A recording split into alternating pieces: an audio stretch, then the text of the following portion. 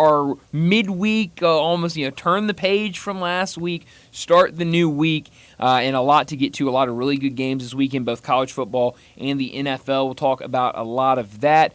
Baseball going on right now. We've got game one for the day between Detroit and Cleveland. In Detroit, right now, the Tigers up 1-0 over the Guardians. Oh, wow, okay, 2-0 over the Guardians. So fun game there. We'll see what the rest of the day has in store with all series going this afternoon or tonight. So it should be a lot of fun. We'll keep you updated on all the baseball, but a lot to get to. Brett, how are you this afternoon? I'm doing great, Brian. I wish they would get and he was kind of the original NBA arena public address announcer, hype man. They need to get him out there with Detroit, baseball town. It doesn't have the same ring. It doesn't. But I like where your head's at, Brett. I would love that. And get the crowd They're pumped rocking up. in Motown right sure now. are. Flag, all the towels are waving up 2-0, and we know in these playoffs how far 2 runs can really That's right. go. I mean, you look at it, and I think you just sit down and watch one of these postseason games. The pitching shines in the postseason, and so you're right. I mean, 2 runs, it could certainly be the difference of a game. And so Detroit at home, got to be feeling good where you're at right now. They've been playing good ball. This is a team that nobody really expected to get through Houston in the wild card. They win that, they get out of that, and then now they've been playing some really good baseball against a really good Cleveland team. We have talked about nobody predicted Detroit. Sure. Brian, I'm going to bring it in. I bought you the very same baseball magazine I think I got you one back in the springtime. That's right, yeah. And I think it was by Lindy's. The baseball picks in that was Detroit in the Central. You're kidding. I meant to bring that with me today, and I'll have it out tomorrow and reference it. Because I thought, well, let's look back. Sure. I always like to do that after all the magazines, and I only get one baseball magazine, unlike college football, and we'll look back at ours, and we'll look back at AP, and see an outlier for top 10 or playoff. But I was looking at it, and they did, and had A.J. Hinch as ALMOY. Wow.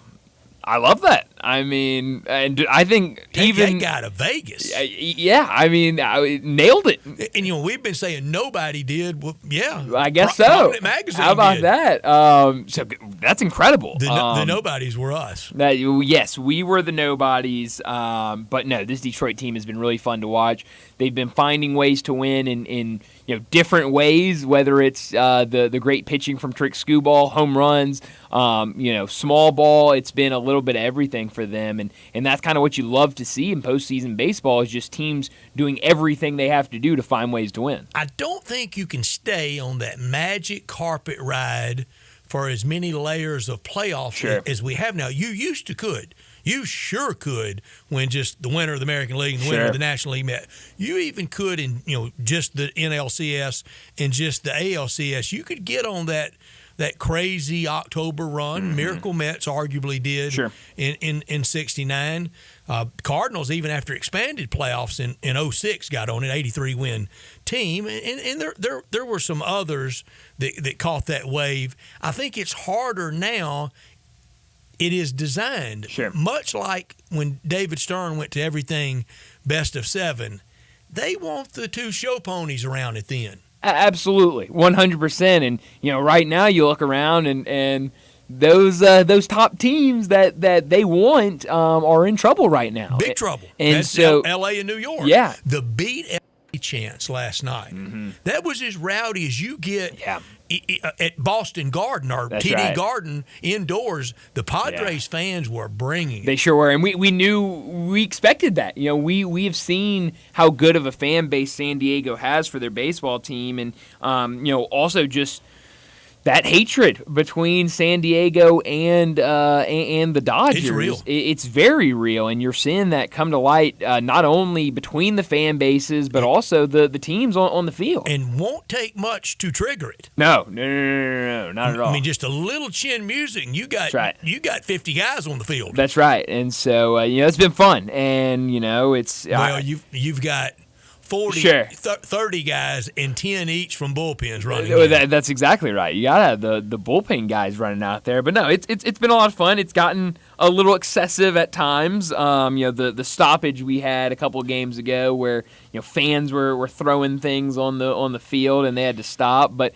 I love rivalries like this, and they've been a lot of fun. And today is a big time day in pretty much all of these series. It really is for Detroit to go up 2-1. They would be thinking got to close out in game 4. The other 2-1s are thinking the same. Later this afternoon, the Mets ended at Citi Field today. Yeah. If you let them off the mat, it's at your own peril. And late tonight, or 8:08, not that late, and as lickety split as these games have been going, it won't end that late. Padres, if you want to vanquish the big bad Dodgers, you better do it in San Diego tonight. Yeah, no, I think you're right. I think you look. It's like this time of year, all those scary Halloween movies. That's right. You better kill that guy. Yes, while you have the chance right now, and because they're coming back for Halloween Part 29. Bingo.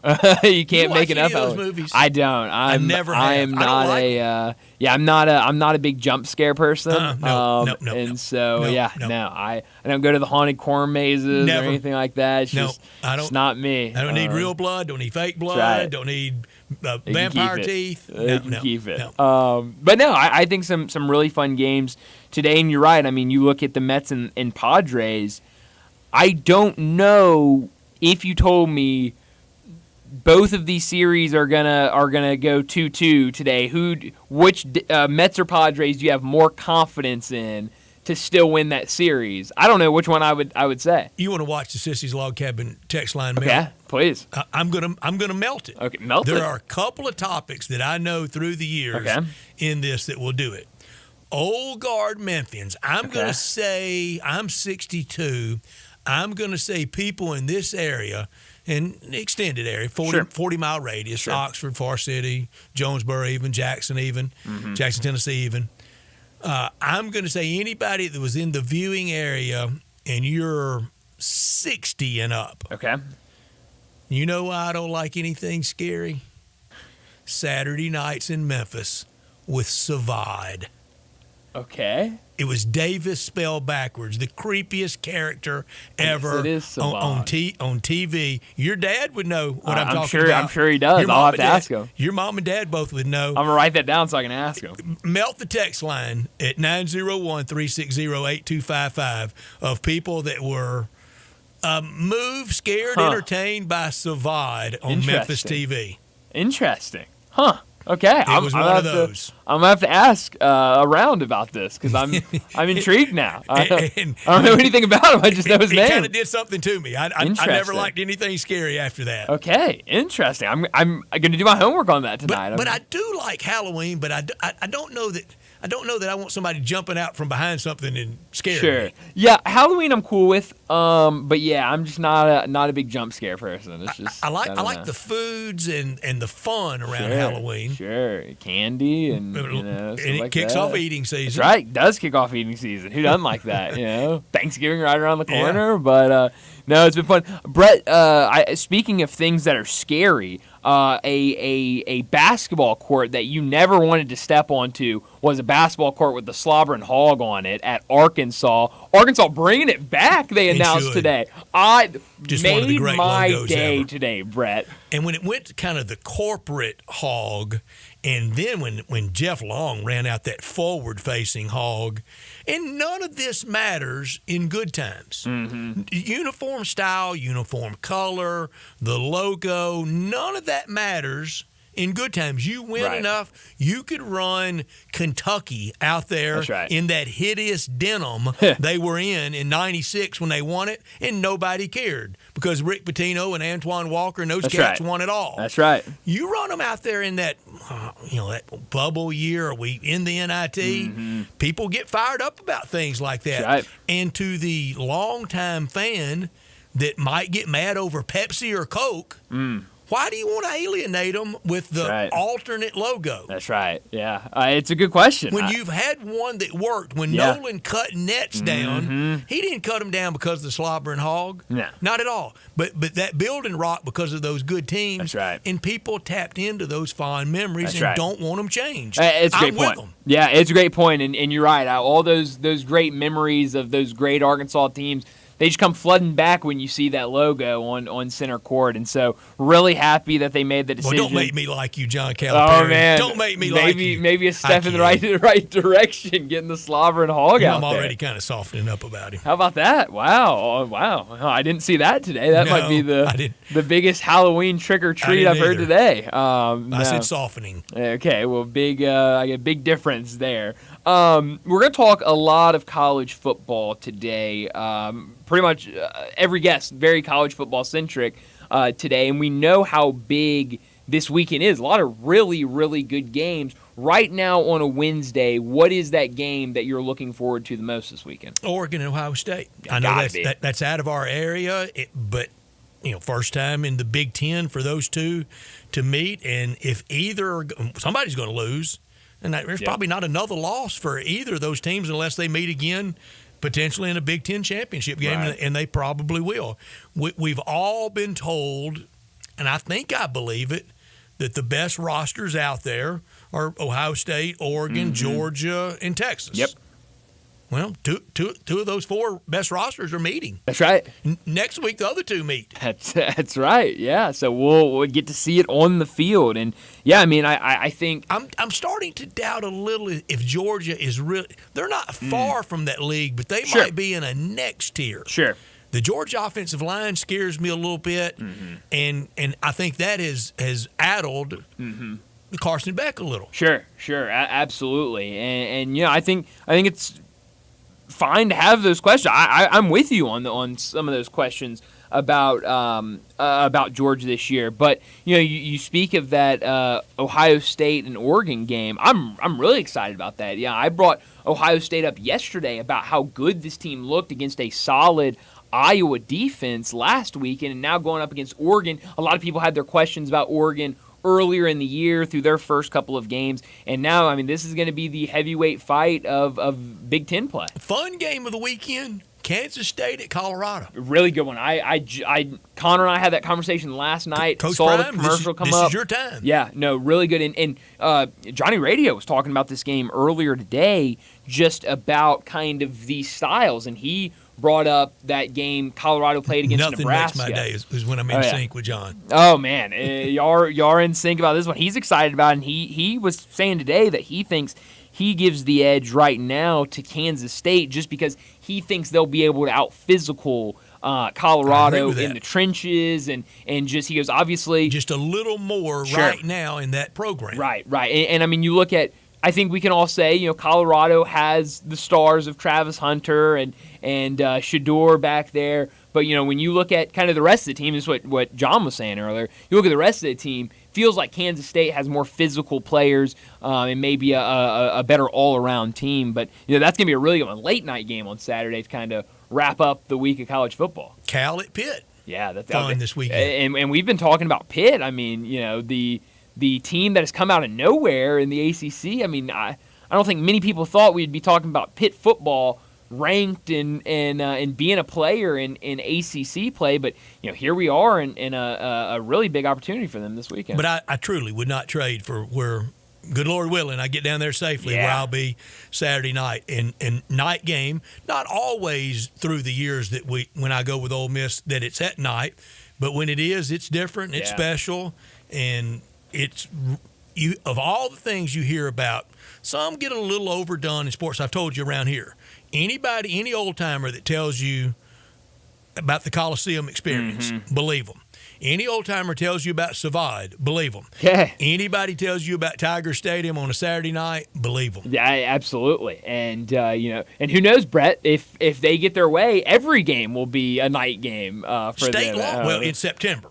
Oh, just in September. They want it state law. No game can start. Man, What if you're talking about coming full circle. If they ran Savad out at me at Tiger Stadium Saturday night, I'm done. Yeah, no. I'm at the psychiatrist Monday. Yeah, I've never been to one in my life. I would not wish Maybe that. One of my problems. I don't even know much about Savad. I would not wish that against my worst enemy, based on what I know about him. But we got a busy show today. A lot of college football talk. So let me set up today's show before we get to top and not top story of the day. 3:30, Coach Tommy West going to join us to talk some college football. We'll recap everything that happened last week, the big upsets, and what this week kind of looks like for Memphis, as it's really a kind of wait-and-see spot for them, as we still don't know. Right now, the plan is to play on Saturday, but a lot of people thinking that that's unlikely with what this storm, this hurricane it's could scary be. To turn on the news. Oh, it is. I mean, it's hard to avoid it, and when you see it, it's just heartbreaking to even think about what's going on and what's really about to kick off down in Tampa. But we'll talk a lot of college football with Coach Tommy West. 3:45, we'll talk some baseball. Right now, we've got one game on.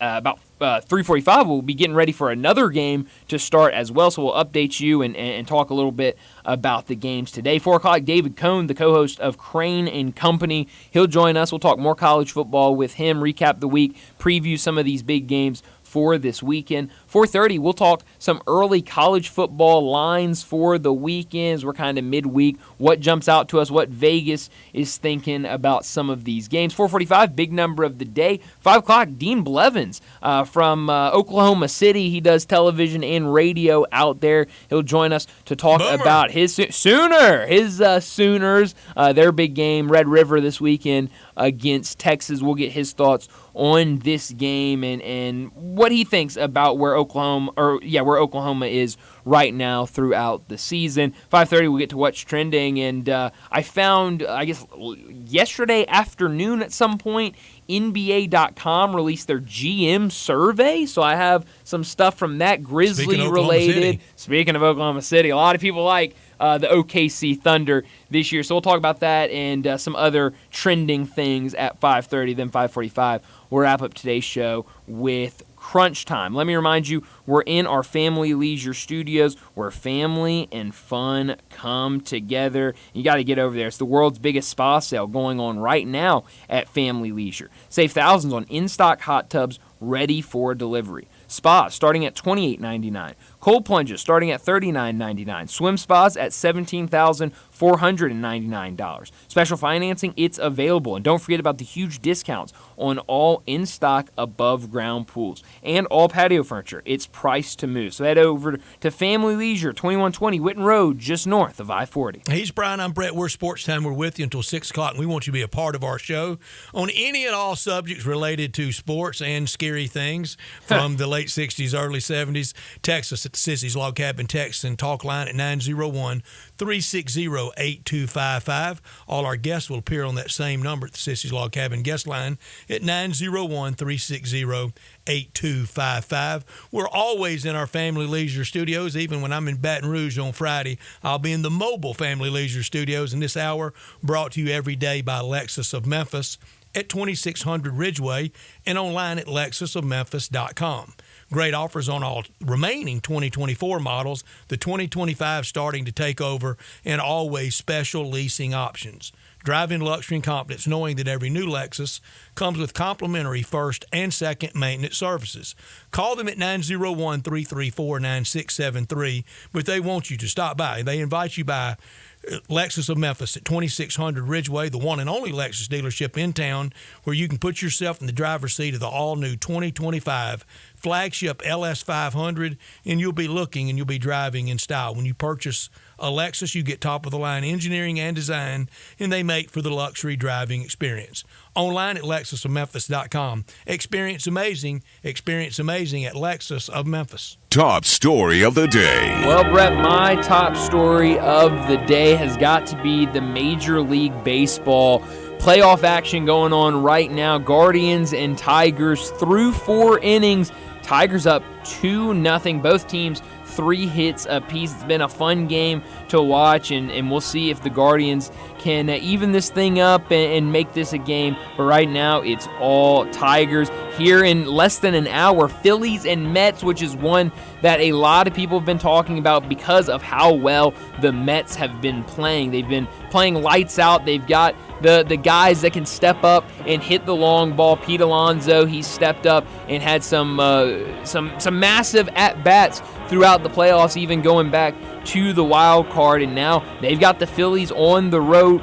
Right now, a 2-1 series lead for them. They can wrap it up tonight with a win. You got Jose Quintana going for the Mets. He's been good this year. John informed me that it's a contract year for him, and so maybe playing with a little extra juice to try to solidify a contract for next year. Ranger Suarez on the other side, so I think a really good pitching matchup. We know how good the pitching has been, but can the Mets at home finish this series against the Phillies? We know how good the Phillies have been all season, so it's hard to believe. I understand the Phillies are on the road. This game opened with Phillies minus 120 on the money line. Now you can get Phillies money line at even money. So a lot of people backing the Mets. They hadn't known what to do all day with these games. No, not at all. And so right now, what do the Phillies do? How do they come out? They've been a dominant team all year, but this is certainly a must-win for them. Then you've got Yankees-Royals, Game 3 of that series. You saw the Royals play really, really well in Game 2. Now they're back at home. You've got to imagine Kaufman is going to be rocking with the Bronx Bombers in town. What is that Yankees offense that didn't look very good in Game 2? How do they play against this Royals team? And then I think the other big one for the night, Dodgers and Padres. San Diego with a 2-1 lead. Another kind of not as drastic change, but very similar. Dodgers started minus 110 on the money line, so pretty much a pick-em is what that game started off as. Right now, Padres minus 135 on the money line to win this game. The Los Angeles Dodgers plus 115 in a must-win game. It's crazy. I understand Padres with the home field advantage in this one, but I'm really excited to see what happens, especially in the Mets and the Padres game. But right now, already a great one in Detroit. I expect all 4 of these to be must-watch games. Brian, I can tell by your reaction, I've had the same one all day.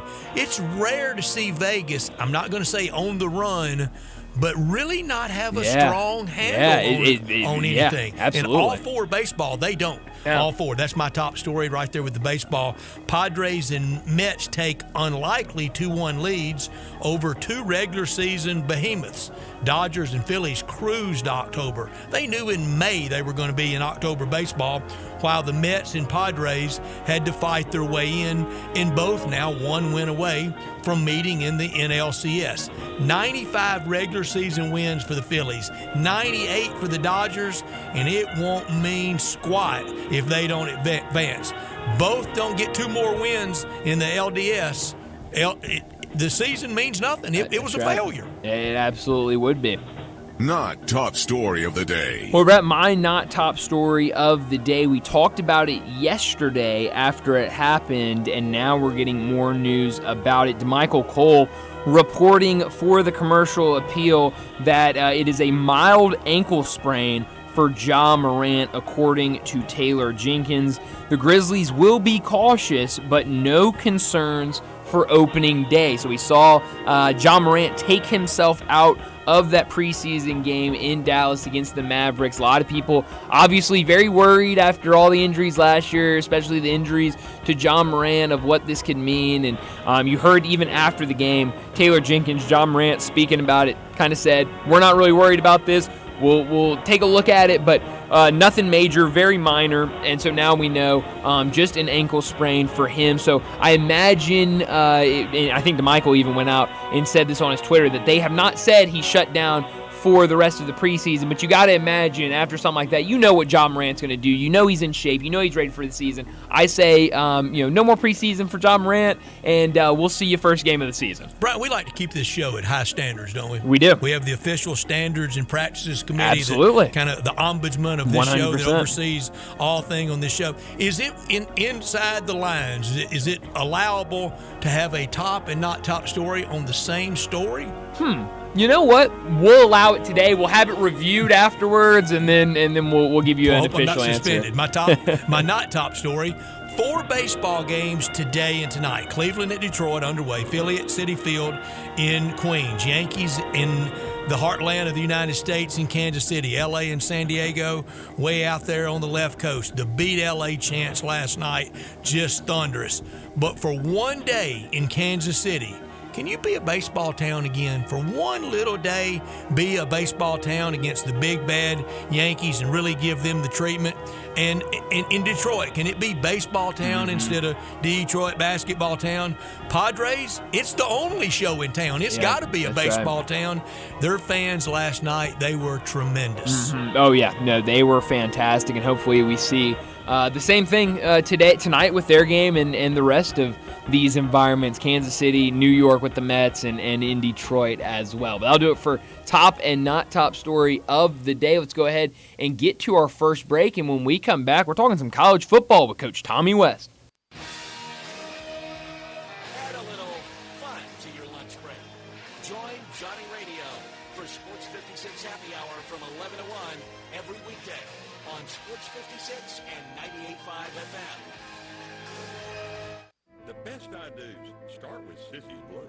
Discover bridal jewelry worthy of your big day at Sissy's Log Cabin, along with our spectacular experience that comes with our promise of exceptional quality, service, and brilliant natural diamonds. Experience our expansive selection when you stop by any of our 6 locations or shop online at sissyslogcabin.com. Find your perfect engagement ring only at Sissy's Log Cabin, because life's too short for ordinary jewelry.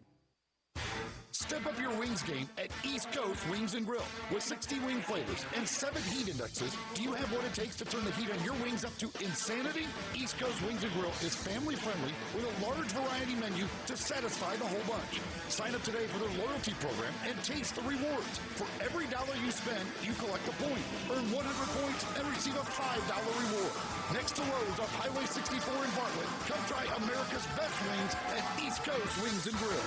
Hi, I'm Angie Hicks, co-founder of Angie, and one thing I've learned is that you buy a house, but you make it a home. Because with every fix, update, and renovation, it becomes a little more your own. So you need all your jobs done well. For nearly 30 years, Angie has helped millions of homeowners hire skilled pros for the projects that matter. From plumbing to electrical, roof repair to deck upgrades. So leave it to the pros who will get your jobs done well. Hire high-quality certified pros at Angie.com. I'm Gary York. I'm the service director at Lexus in Memphis. Our service department wants to be more than just a place where you get your oil changed. We do glass repair, windshield replacement, recalibration of your camera and sonar systems, even wheel repair, tire replacement, all the things you would expect from a luxury automotive dealer. Please check out our website. You can schedule your appointment, check out our specials, hours of operation, or if you'd like to do it in person, please reach out to one of our associates at 901-271-5199. Moving is stressful, but Black Tie Moving can take the worry out of the process. Whether you're moving across town or across country, moving your home or your office, your personal moving concierge from Black Tie Moving will work with you to design a plan that perfectly fits your budget and needs. And they're available 24/7 to answer any questions you have. Give Black Tie Moving a call at 901-316-6196 or go to blacktiemoving.com/Memphis to get your personal, no-obligation quote from the moving experts at Black Tie Moving. Admit it. When you start thinking about tastes of Memphis, you think treats, sweets. You think Dinstall's. For 122 years now. What is that, 5 generations? When people wanted something to bring to a party that will just make everybody happy, they bring out Dinstall's. 122 years of cashew crunch, of heavenly hash, of turtlettes, of their award-winning fudge. That's worldwide. It's known that well. Then there's the milk chocolate. It all starts there. There's the double-dip peanuts. And then every fall, those famous chocolate-covered strawberries with that fondant. And they won't tell you what's in the fondant, but it makes it oh so special. And easy to get to. 5 locations. There's where they make the candies in Pleasant View. There's Germantown. There's Collierville. There's even one downtown and in my neck of the woods in Laurelwood. You know what? 122 years made in Memphis and enjoyed by the whole world. Dinstall's. Jason's Deli. When you're dining in or picking up curbside, you can expect wholesome food and no surprises. Just delicious sandwiches, crisp salads, and quick quality meals made with the freshest ingredients and no artificial trans fats, MSG, high fructose corn syrup, or artificial colors and dyes. Around here, a lot of thought goes into what we put into our food and what we take out of it. Because you're not just taking a bite, you're getting a taste of who we are. New items are constantly being created to expand our menu for all tastes and special diets, vegan and gluten-free options available, convenience, and on-time delivery you can count on. It's just a click away at jasonsdeli.com. So whether you need to feed 5 people or 5,000, the team at Jason's Deli, they have the credentials and the commitment to keep you satisfied. Freshness is nearby at Jason's Deli with locations at Ridgeway in the Park Place Center, Poplar Highland, Germantown Road in Cordova, and on Goodman Road in Olive Branch. Jason's Deli, it's wholesome food and no surprises. Sports 56 traffic. Good afternoon. It still looks pretty good right now over here on 40 eastbound coming past Warford and Hollywood, headed over towards White Station. Going outbound Sam Cooper, that looks pretty good right now there at Perkins as traffic tries to get a little bit busy at times, trying to get out of Midtown. Just in the last few minutes, we've seen some volume on 240 South as you work your way past South Parkway all the way down 55 now into DeSoto County. Watch for a little bit of radar. Hey, Weimer's Jewelry serving the Memphis area now for over 40 years. No matter what the occasion is, go by and see them. Shop local, save money at Weimer's Jewelry on Highway 64. I'm Commander Chuck with your on-time traffic. Now back to Sports Time on Sports 56 and 95 FM. This hour is brought to you by Lexus of Memphis. Here are your hosts, Brett Stacks, Norsworthy, and Brian Gates.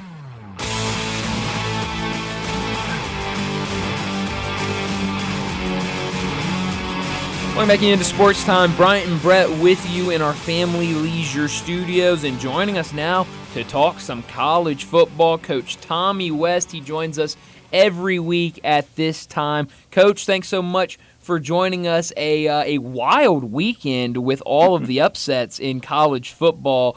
So I want to start there. I want to start with Arkansas's win over Tennessee at home. What was your biggest takeaway from Tennessee's standpoint in that loss against Arkansas? A lot of people have been talking about Nico, the young quarterback, a redshirt freshman in a tough environment on the road in Fayetteville. What did you see in that game from Tennessee's perspective? Well, the same thing. I think, you realize that you got a freshman quarterback.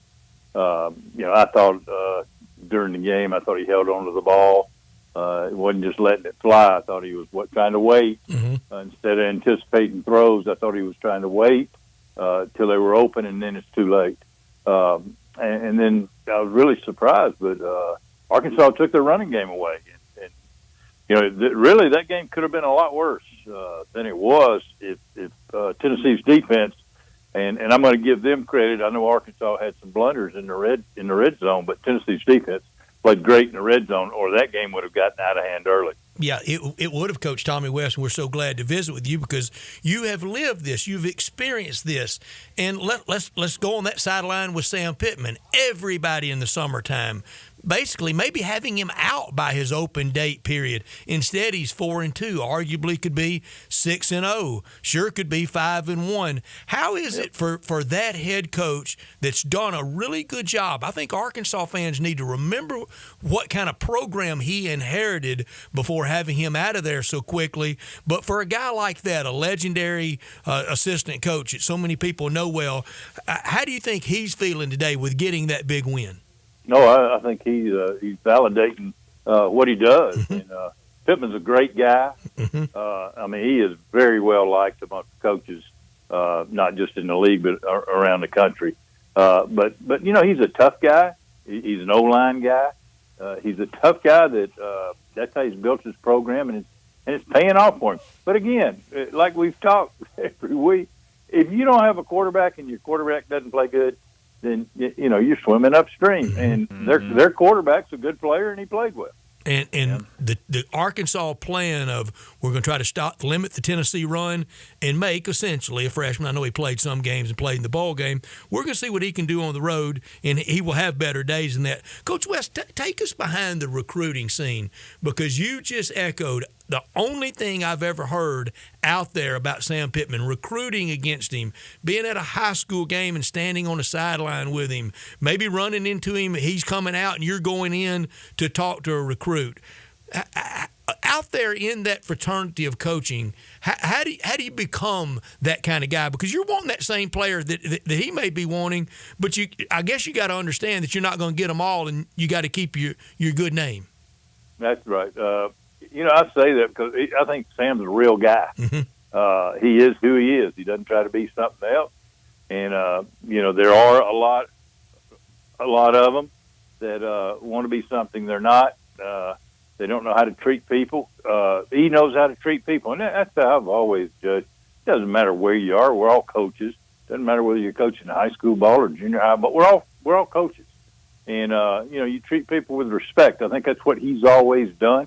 I've been around him 2 or 3 times. He's always been great. Some are, some aren't. Some of them are phonies and really don't care about people. Don't care about anybody but themselves, but he's not one of those guys. And it feels like the guys that for a long time pigeonholed as a career assistant, when they get that first shot and the hat size doesn't change, they were a decent fella. Absolutely. Absolutely. And Stats good as anybody, Arkansas is a tough job. Really tough job. I mean, it's out there in the middle of nowhere. There's a handful of players in the state every year, 10, 12. That everybody comes after. That everybody's coming after into Arkansas. You went to win Arkansas and got one of them. Yeah, that's exactly right. You and Randy Finger. But it's Arkansas is a tough job. Yeah. So like I've always said, Tennessee. Everybody thinks Tennessee, great place, great tradition, hard job. Not enough players in the state of Tennessee to win a conference championship with. So where are you going? You going to Alabama to fight Alabama and Auburn? You going to Georgia to beat Georgia? Where are you going to go get your players? I mean, that's why Tennessee's always recruited national, because it's so hard to get players.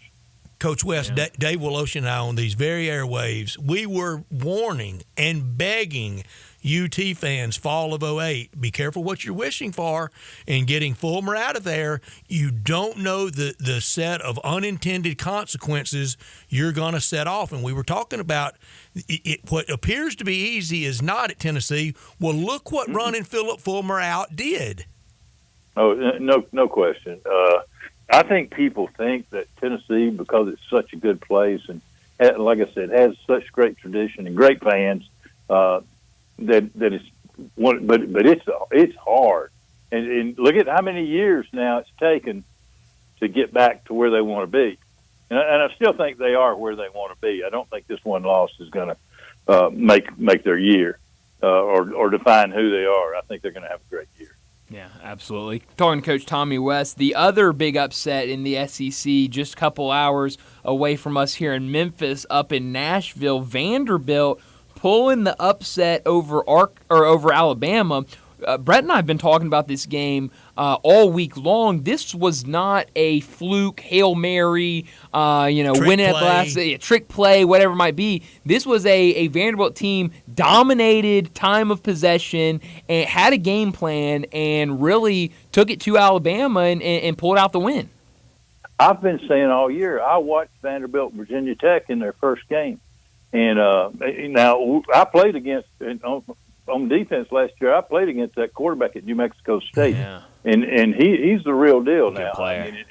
And not only is he the real deal as a player, he's the real deal about bringing people around him, making them better. Mm-hmm. He's one of those guys. He's a high school state wrestling champ for 2 or 3 years. He's a tough joker, and he's just a guy that makes plays. But Vanderbilt is a good football team. To say now, should Alabama lose to them? No, they shouldn't. But now, if we look realistically, Vanderbilt missed a field goal at the end of the game, a chip shot field goal to beat Missouri at Missouri. Mm-hmm.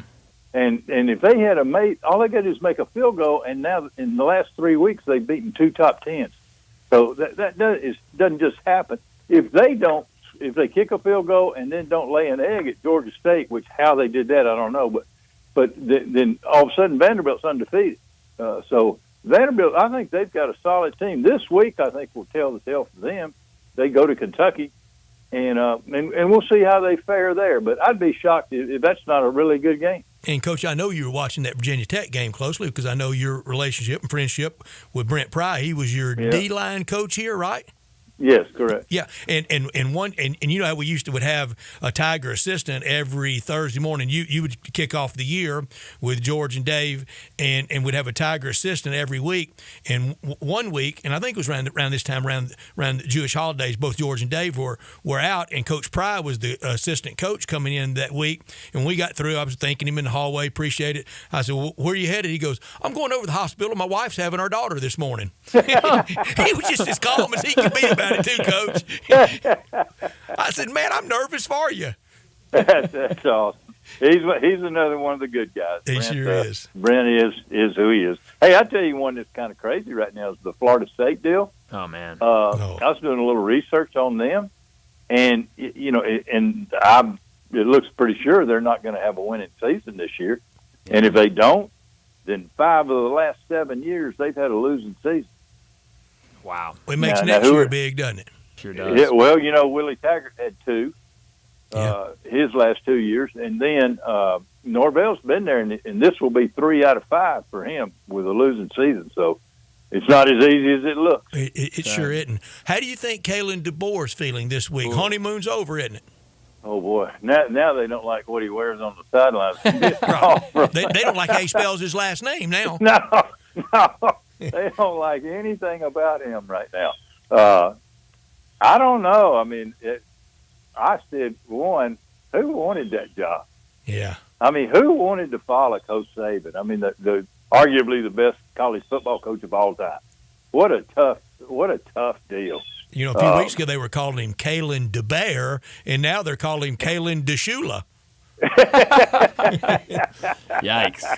You can go from the top to the bottom fast, can't you? Yeah, that penthouse to the outhouse real quick. True. Sure is. Coach, I'm curious your perspective of this weekend for the Memphis Tigers and their scheduled game against USF. It was originally set for a Friday night game in Tampa, but because of Hurricane Milton, they've decided to push it back and at least tentatively set it for Saturday afternoon at 2:30. They've said that could change. Sunday is still a possibility for them as well. They're going to reassess after the hurricane hits tomorrow. What do you make of this whole situation for both sides?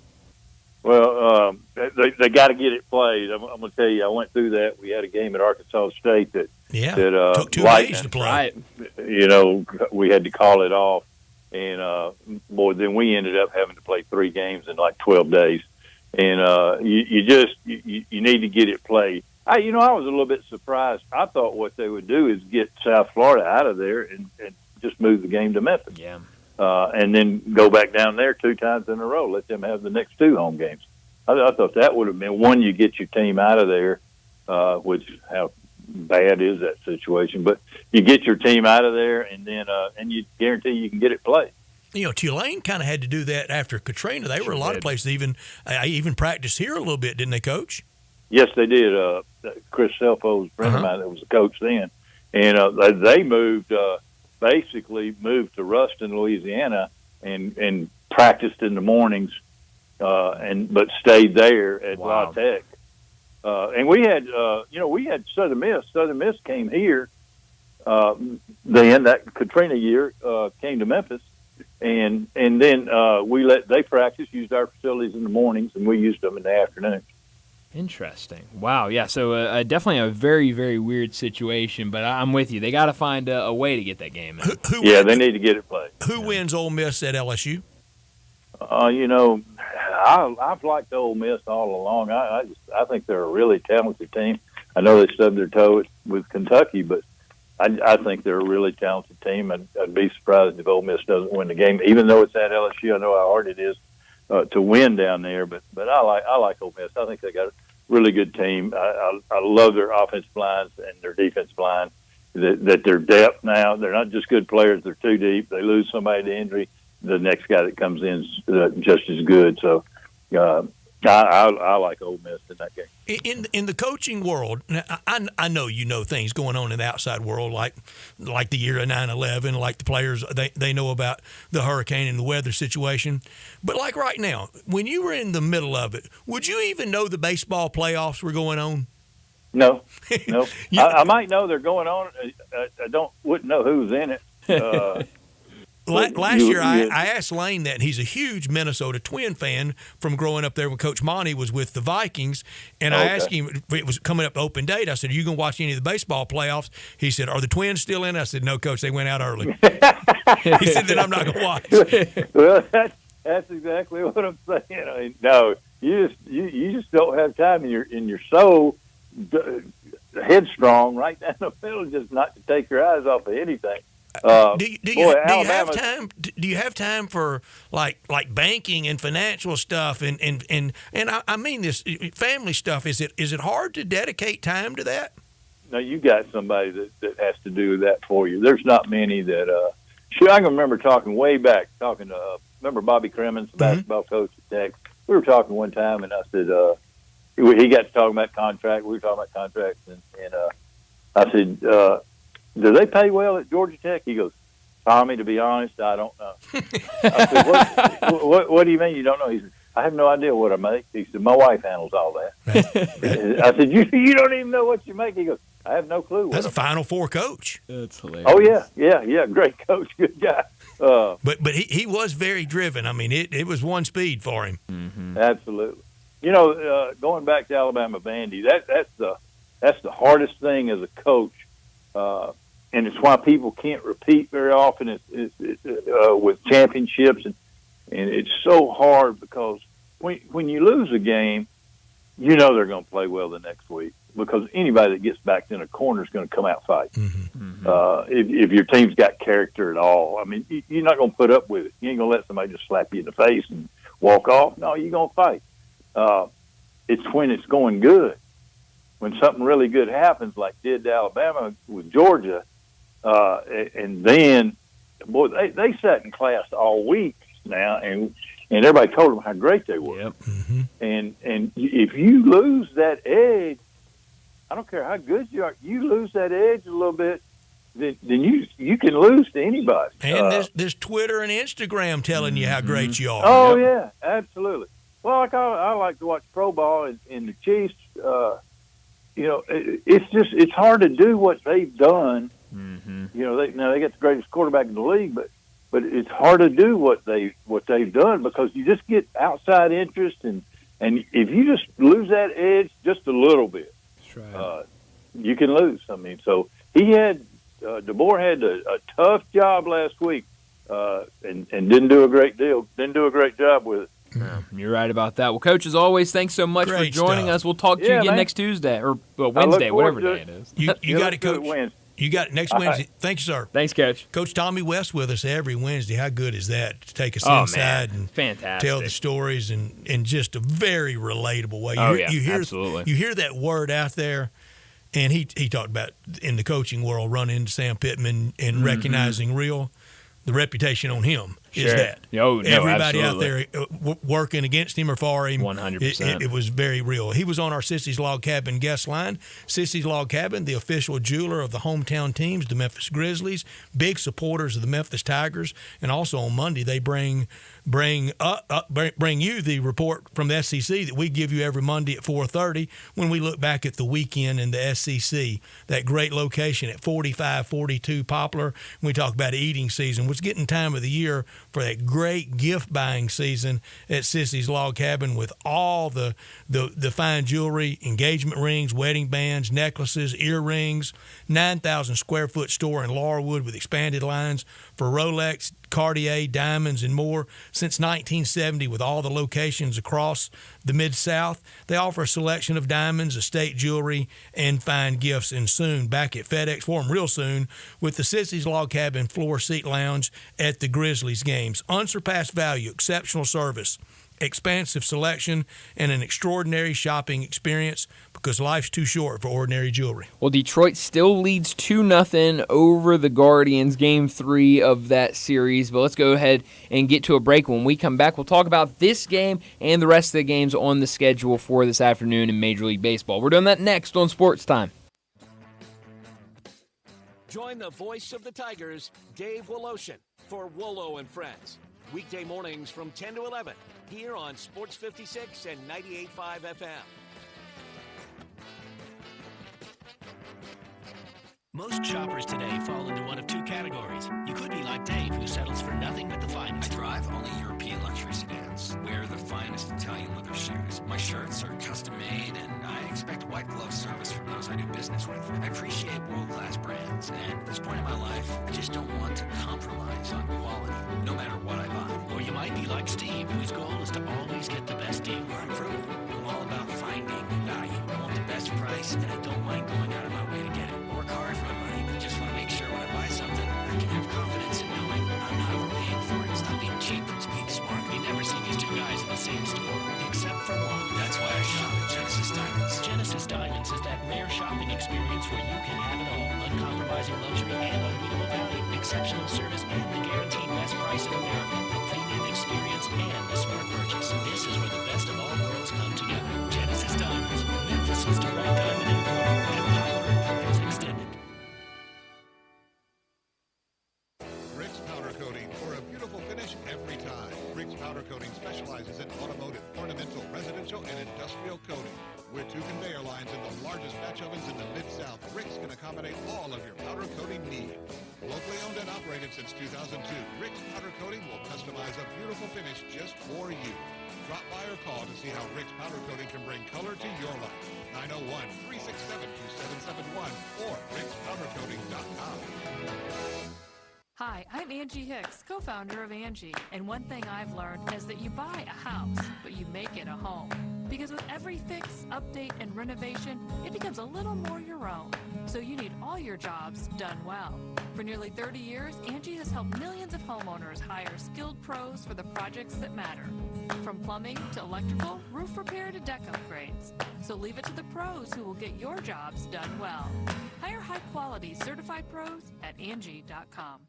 So you need to sell your house? I have the solution. Call 901-406-1101. That's 901-406-1101. Call my buddy Bill and I buy houses. Any house, any area, as is.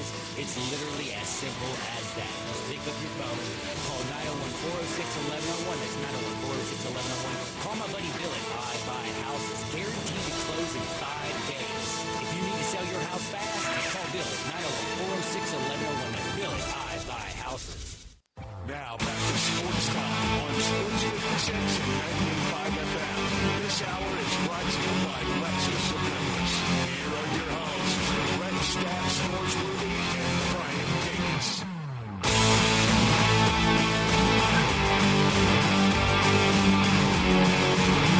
Welcome back into Sports Time. Brian and Brett with you. We only got a couple more minutes left in this first hour. We've got one game going on right now. Tigers up 2-0, middle of the 6th inning.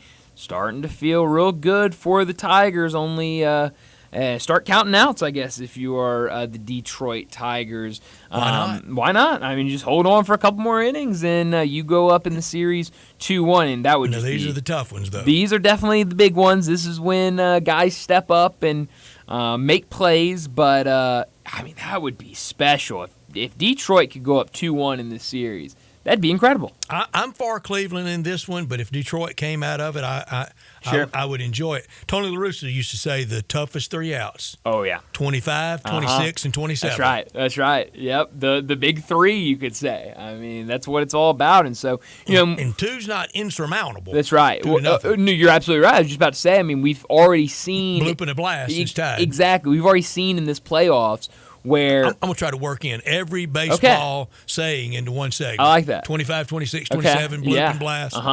I like it. Any more you want to? Texas Leaguer. There you go. I like Duck that. Snort. Okay. Wow. Okay. Wow. We're going deep in the bag for these. But no, I mean, we've seen multiple times already in these playoffs, one swing of the bat completely changing games. And so I have no doubt that Cleveland can, in the next 3 innings, get a couple guys on in one swing of the bat and go up 3-2, or something like that could very well happen. But Detroit's got to feel really good right now. And if, little kid word, Sure. if the Phillies and the Dodgers both are eliminated tonight, their fans are going to be outraged. And sure. we know that feeling. 2 years ago, the Cardinals were on the other side of right. that with the Phillies That's in right. the wild card round and got swept out. Thought were a pretty good team last year of Yachty and Albert Pujols. And nothing more excruciating than that long year of baseball.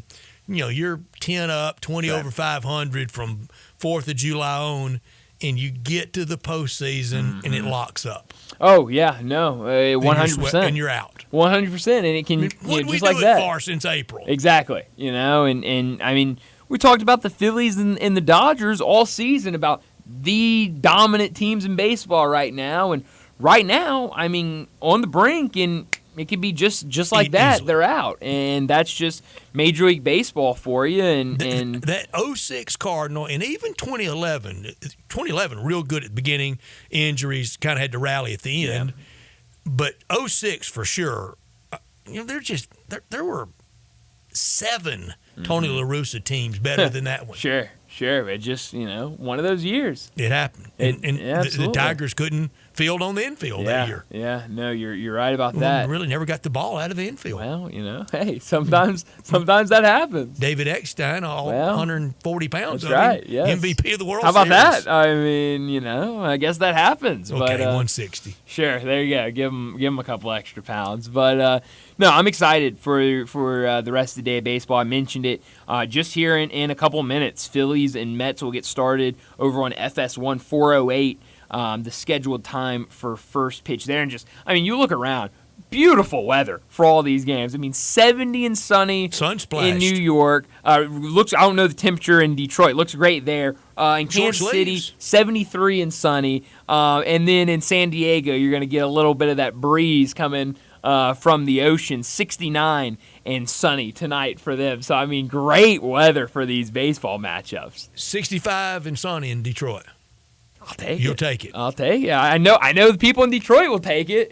That's as the great Jack Buck would say, the long shadows of October. That's right. Yes. No, it's a lot of fun, and we'll see what happens in this game. We'll keep you updated with what happens in this Guardians-Tigers game, and certainly what happens in the Phillies-Mets game throughout the rest of the show. But we need to wrap up this first hour and get to a break. When we come back, we're talking more college football with David Cohn.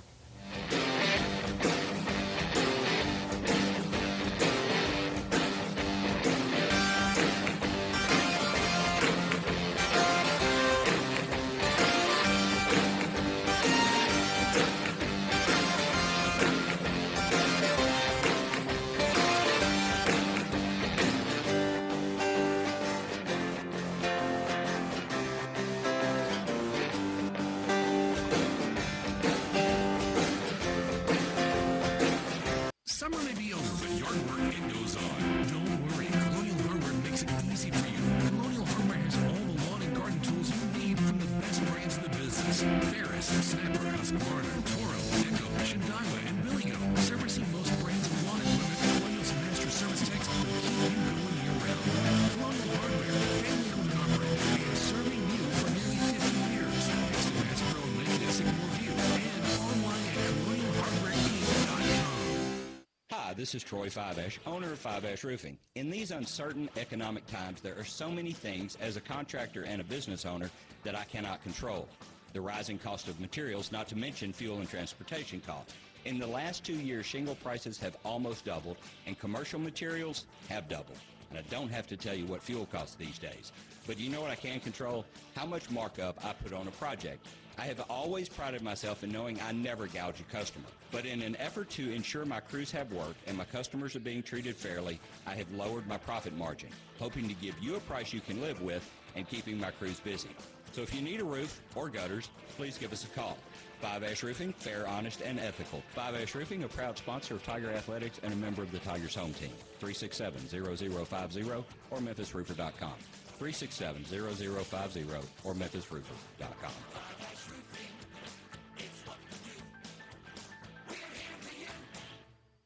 This This season, get premium tech that inspires joy from Dell Technologies. Bring projects to life with the XPS 16.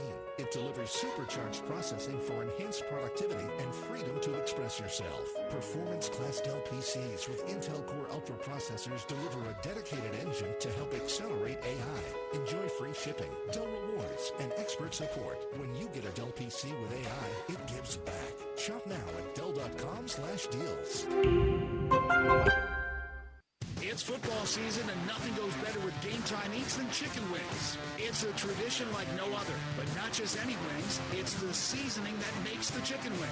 And nobody does it better than the Crazy Coop at 7199 Stage Road west of Appling and soon coming to downtown Memphis. Over 32 mouth-watering secret sauces and counting, like the jalapeno cheddar and the barbecue bacon bourbon. And don't bother asking them for the secret recipes. No matter how large your tailgating is or the family at home, kick off your game day with Crazy Coop party packs plus special bulk prices. Visit crazycoopstage.com to customize your wings and sauces. Whole wings, boneless wings. Try the Crazy Hot Suicide if you dare.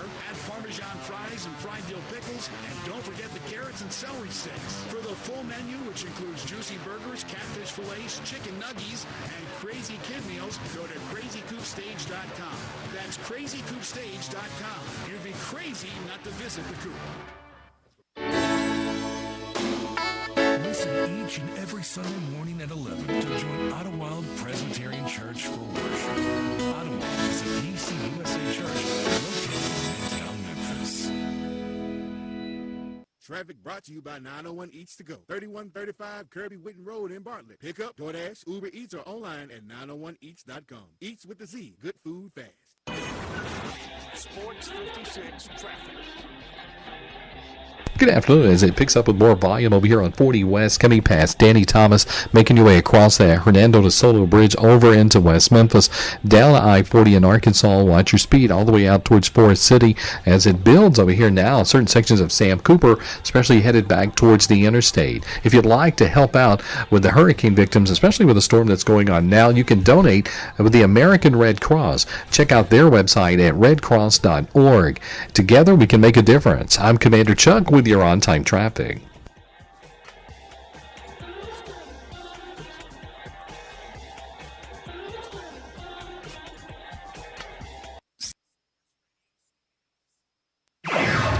Sports 56, WHBQ Memphis, and W253DF Memphis with John Harden. Weekdays from 11 to 1. Sports Time on Sports 56 and 95 FM. This hour is brought to you by Wilson's Car Wash, residential and commercial pressure washing service you trust. Here once again are Greg Norsworthy and Bryant Dakin.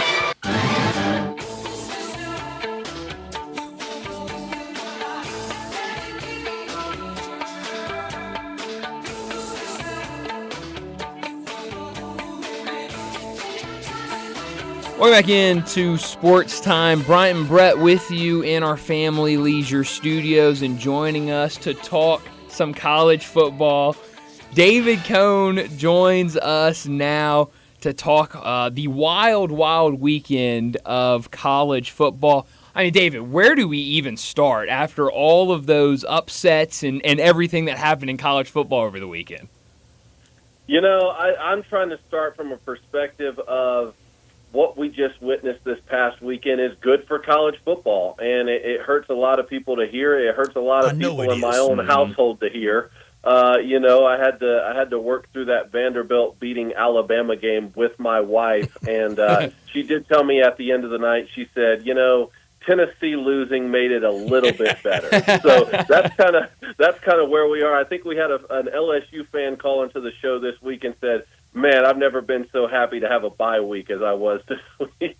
So obviously, you know, Vanderbilt beating Alabama is it's something that we'll talk about for the next 40, 50 years. You know, I mean, it's that type of win. And when we say, like, hey, has that now surpassed Michigan losing to Appalachian State? You know, we're in very serious territory because I was on that Michigan team. Unfortunately, I had to see that game up close and in person. So that's kind of what we're dealing with. And just to answer a couple questions that you guys may be getting to, no, I don't think a Nick Saban-led team would have lost to Vanderbilt this past weekend. I don't think a Nick Saban-led team would have let Georgia come back and take the lead the week before. But, I don't think that Alabama fans need to panic right now on Kalen DeBoer, because we have entered a new era of college football where, quite frankly, you're just going to see this more and more. If there is any positive of an open transfer portal, of any positive of NIL and players being able to go and find playing time elsewhere, then at least the parity in college football is one area that is going to be a positive. And look, Alabama could go forward and win the national championship this year and have done so having lost to Vanderbilt. How incredible is that? So, look, will they be able to bounce back the same way we saw Ole Miss bounce back after losing to Kentucky and then beat South Carolina? Obviously, that's what a lot of people and a lot of Alabama fans are concerned with. But I'll say this. While I am shocked that Vanderbilt was able to actually finish the drill and beat Alabama, I actually thought that game being close was less surprising than the Tennessee and Arkansas game for a couple reasons. Alabama coming off of a very emotional win over Georgia, having to pack up the van and go on the road to Vanderbilt. Maybe you don't install quite as many plays. Maybe you don't take Vanderbilt quite as seriously. I thought the 22-point spread, I kind of liked Vanderbilt to cover that. Obviously not win the game outright, but I thought Vanderbilt with this Diego Pavia kid, how many times he's shown to be able to beat Power 4 opponents, that Vandy could keep that game close. But what Arkansas did to Tennessee, man, shutting them out in the first half, and then not only, again, these teams aren't just keeping games close, they're finishing the deal. And for Arkansas to beat Tennessee the way they did, I didn't give them any chance to do that. Those coordinators on both sides of the ball that Sam Pittman has right now, kudos to them, and whether or not that's enough to keep Sam Pittman's job moving forward, obviously we'll just have to see, but what a win for the Razorbacks. Great point, David. We all knew about the influence and the panache around Bobby Petrino, but there aren't many college football people who are talking about Travis Williams in the preseason and the plan he had for Tennessee. Then you go to that upset in Nashville. Your good friend Nick Sheridan, it sure wasn't his offense's fault. Heck, Jalen Milroe can't play free safety. He can't play weak side linebacker. The Bama offense did their job. Yeah, no doubt. Look, Vanderbilt had the football for 42 minutes. I mean, that is incredible. You want to talk about time of possession, man. That wasn't some fluke win. Vanderbilt beat Alabama from start to finish and held the football for 42 minutes, which on the flip, it's a zero-sum game, time of possession is, right? So that means Alabama had it for fewer than 17 minutes and still found a way to put up 35 points. So I agree with you, and this is where we're entering in a territory where we have to talk about offensive-minded head coaches versus defensive-minded head coaches. Not that there's a pro and con necessarily one way or the other, but you're seeing in the NFL and in college football more and more guys from the offensive side of the ball get head coaching jobs. And you look at Kalen DeBoer now at Alabama and Steve Sarkisian at Texas and Lane Kiffin at Ole Miss, and that's just in the SEC.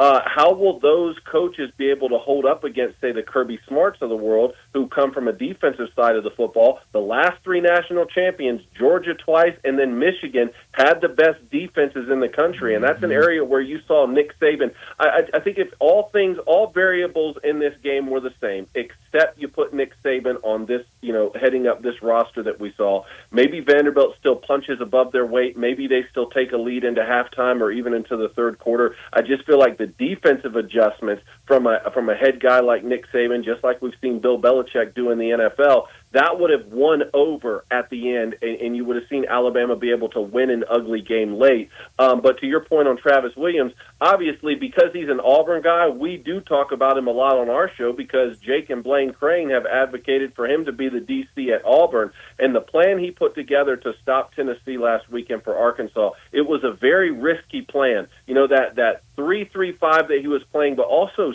stunting and twisting the defensive line on traditional passing downs. It wasn't like he was just doing that on third down to be able to get to Nico. Him twisting and stunning that front on first down, second down, traditional rundowns was very risky, but it paid off. I mean, apart from that big Dylan Sampson touchdown early in the third quarter, he was able to get away with it and knew what he was doing, and the team and the defensive side of the football bought into his plan. I wonder if we'll see more defenses take those sorts of risks against Tennessee. And look, Florida coming to town, that's a rivalry game. Will Florida's defense be able to hold up in a very similar fashion to give their dual quarterback system an opportunity to win the game in Knoxville? Yeah, man. A game that's kind of been a little overshadowed, it feels like, because of all the upsets. One of the earlier games of the day, Texas A&M beating Missouri 41-10, and you just look at this game, and from a Missouri standpoint, finished the game with 68 rushing yards. And I was watching about third quarter. I think they were about 30 rushing yards or so. So really couldn't get the run game going at all. What did you make of how good Texas A&M looked? Connor Wegman back out there after missing some weeks with injury, and then on the other side, just the dud that Missouri laid.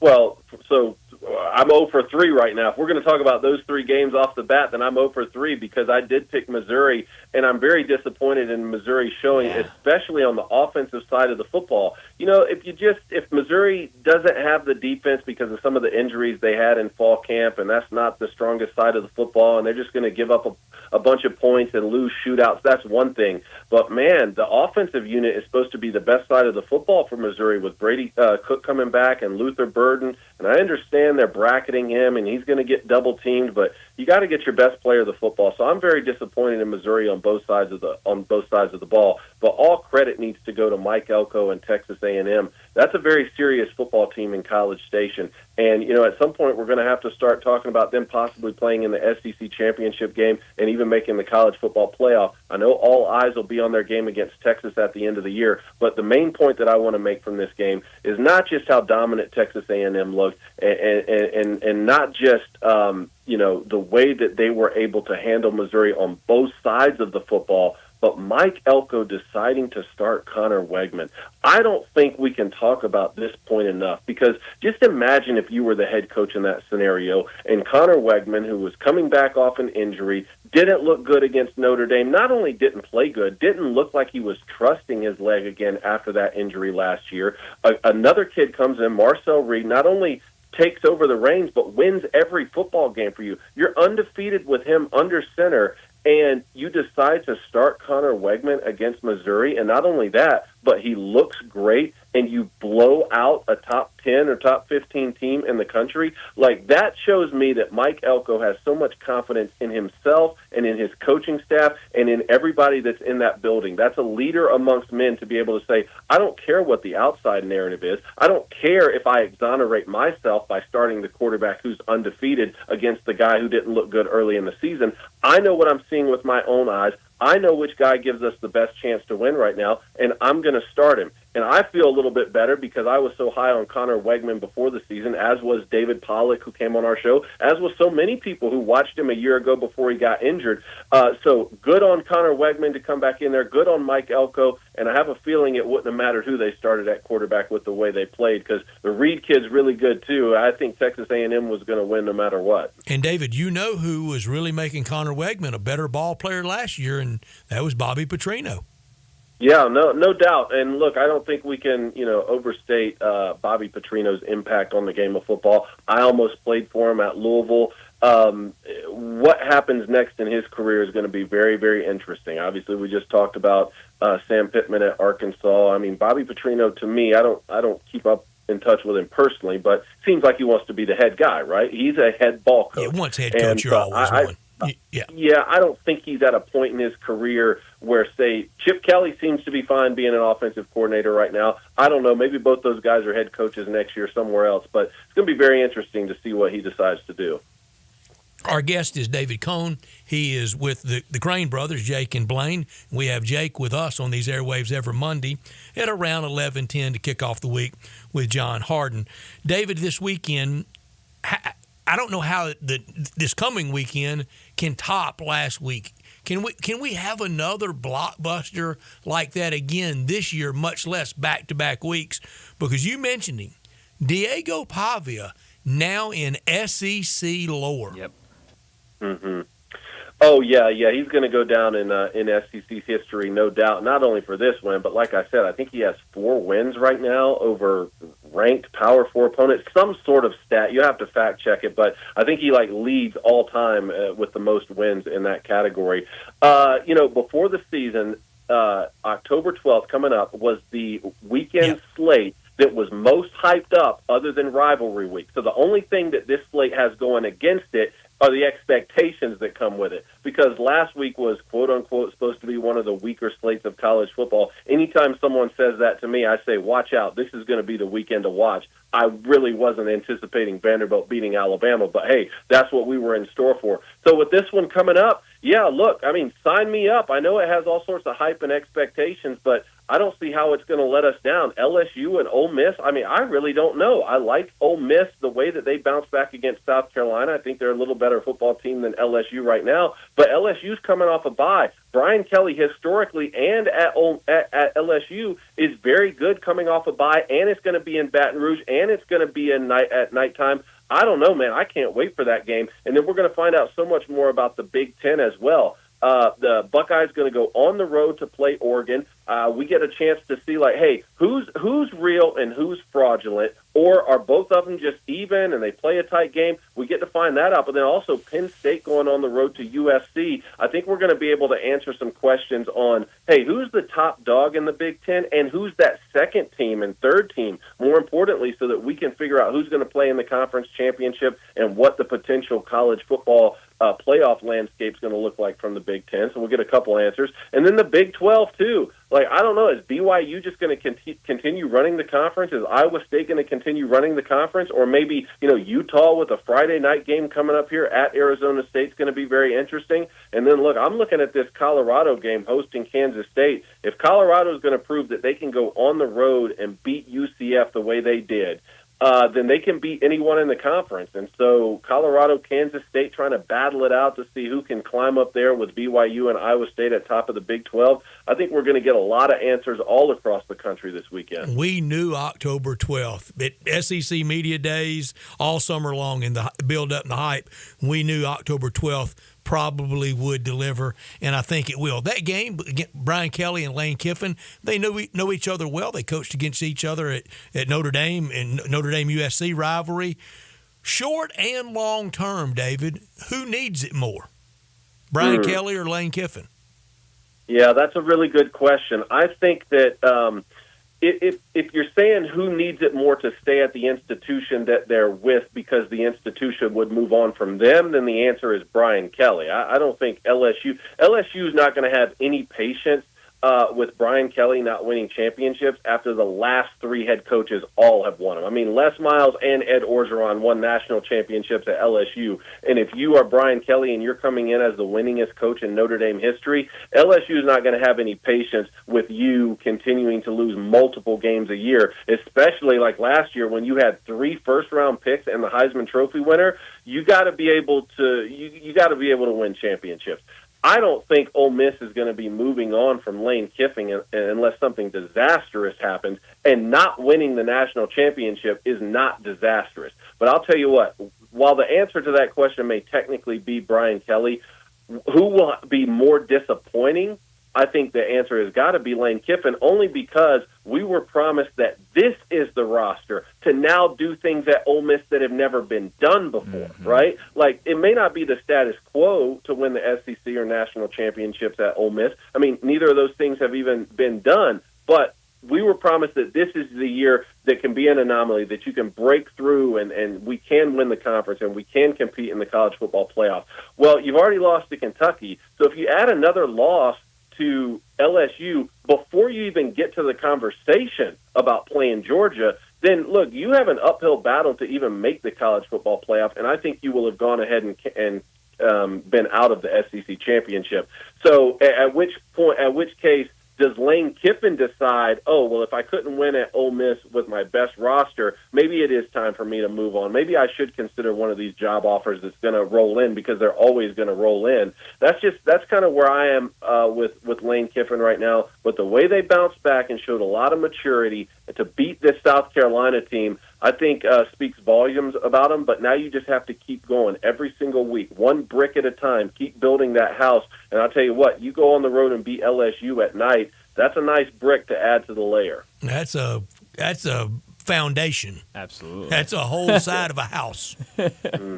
Absolutely is. I'm curious, you mentioned BYU earlier, and they've got a tough test this weekend. They've looked really good. They got Arizona this weekend. But another Big 12 game that has caught my eye, the late night game on ESPN, Colorado hosting Kansas State. Both teams 4-1. Colorado undefeated in Big 12 play.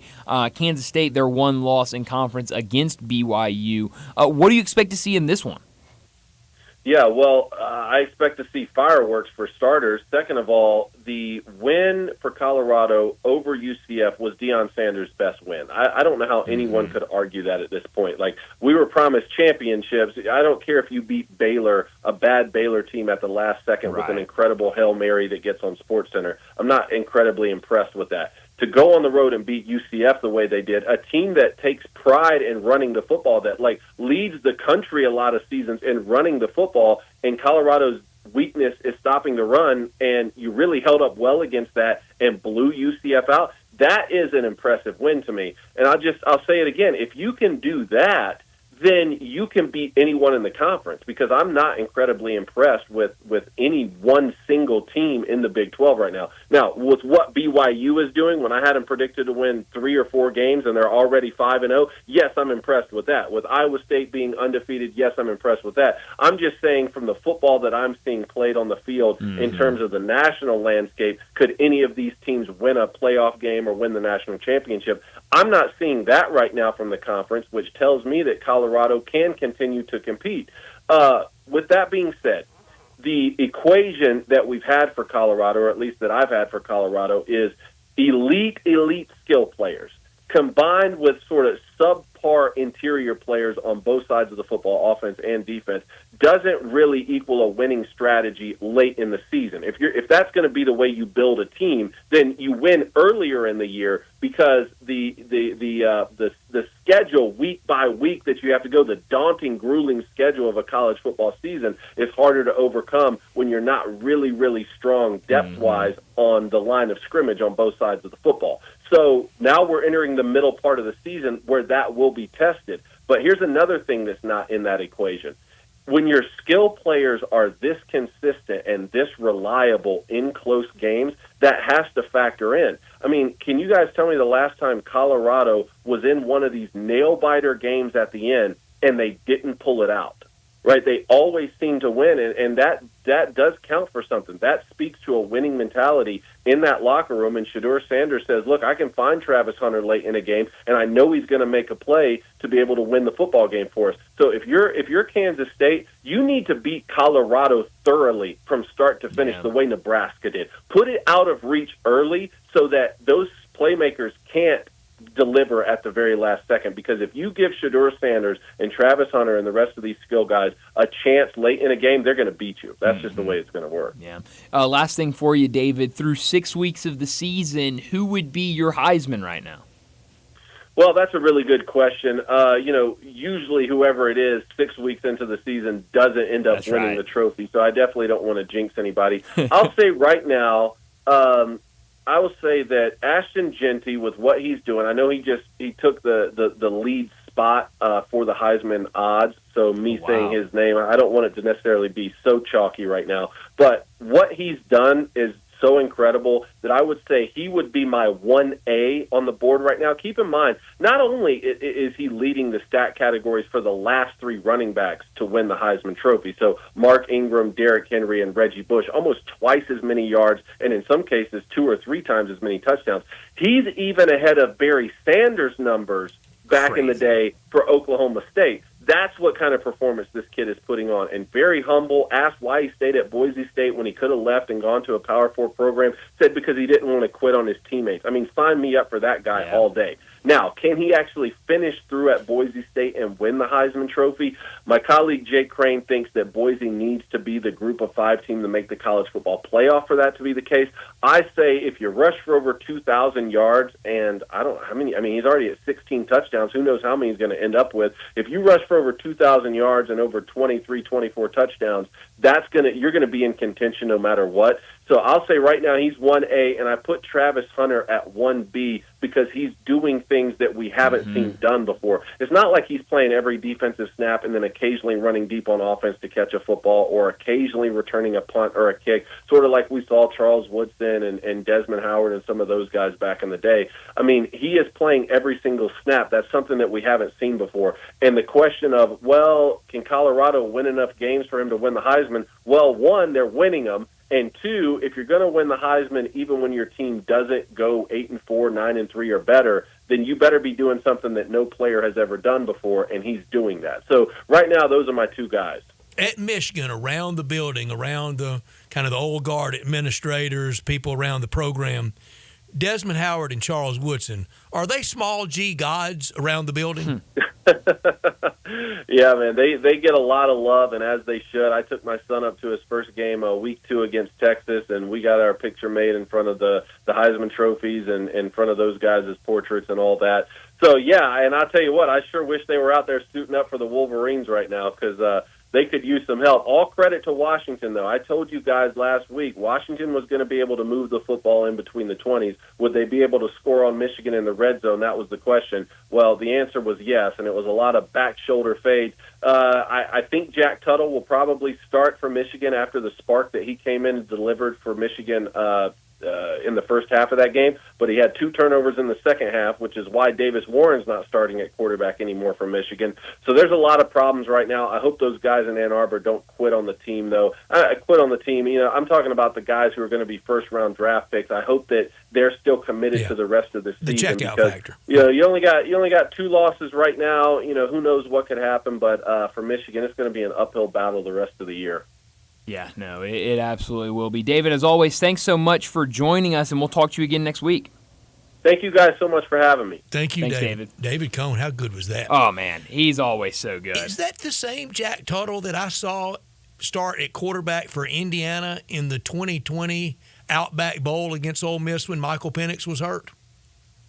It might be. I think it is. I don't know any more on eligibility. Well, it's a wild game we play with eligibility. That's it really is. When is that ending? Hopefully soon. You got to imagine soon. COVID was a while ago, wasn't it? COVID was a while ago, but now it feels like we're given extra years for everything. So who knows? I mean, heck, I just saw and now I'm going to blank on the name. Former Tiger basketball player. He's about Antoine Jones. Antoine, yeah, 7th year. He's getting ready for Bethune-Cookman and got his waiver accepted. He was here for year 2 of Penny, right? I believe that's right. Either 1 or 2. I think it was. It was 1 or 2. Latest. 2 at the latest. I'll have to go back and look, but it was one of the first 2. That's for sure. It's incredible. But hopefully that is coming to an end soon. Do me a favor if you're listening right now. Picture your home beautifully clean and pristine. Does that seem impossible to you? Well, not if you call Wilson's Pro Wash. Their Gentle Touch Pro Wash will restore your house, fence, driveway, commercial building, and more to their very best. Wilson specializes in cleaning all hard surfaces from concrete to stone, brick to mortar, even wood to vinyl siding. Then Wilson's can seal your surfaces so they stay looking brand new. Wilson's Pro Wash, clean is their mission. They'll wash away everything but your sins. So give them a call at 901-524-6799. That's 901-524-6799, or go online to wilsonsprowash.com. Let's get to another break, and when we come back, we'll take a look at the college football lines for the weekend. That's next on Sports Time. Broadcasting from the Family Leisure Studio, we are Sports 56 and 98.5 FM. Don't do it. Don't do what? Don't do another Halloween spot for Central Barbecue. But it's October. Doing a Halloween spot for Central Barbecue is a tradition. But it doesn't make it a good thing. Nothing else happens in October. Baseball? Not if you're a Cardinals fan. What else you got? National Candy Corn Day. No Central Barbecue connection. Fair point. How about Make a Difference Day? That's to encourage people to do something constructive for the world. And going to Central Barbecue isn't? I'm telling you, it's got to be Halloween. There's no other choice, I guess. Hey, Zeke. Yeah? This year, give the kiddies ribs on Halloween. They love that. Seriously, next year, something new. Welcome to Triumph Auto Sales, where you'll have a great car buying experience. Triumph Auto Sales is your #1 source of quality pre-owned vehicles ranging from lease returns to new car trades, all at huge savings. Plus, Triumph has a full array of financing options to meet your needs. Find your next car online at TriumphAutoSales.com or stop in today at 4875 Elmore Road. Triumph Auto Sales will help you get the vehicle you want at the price you need and the service you deserve. For a great car and a great experience from a local and family-owned business, visit Triumph Auto Sales.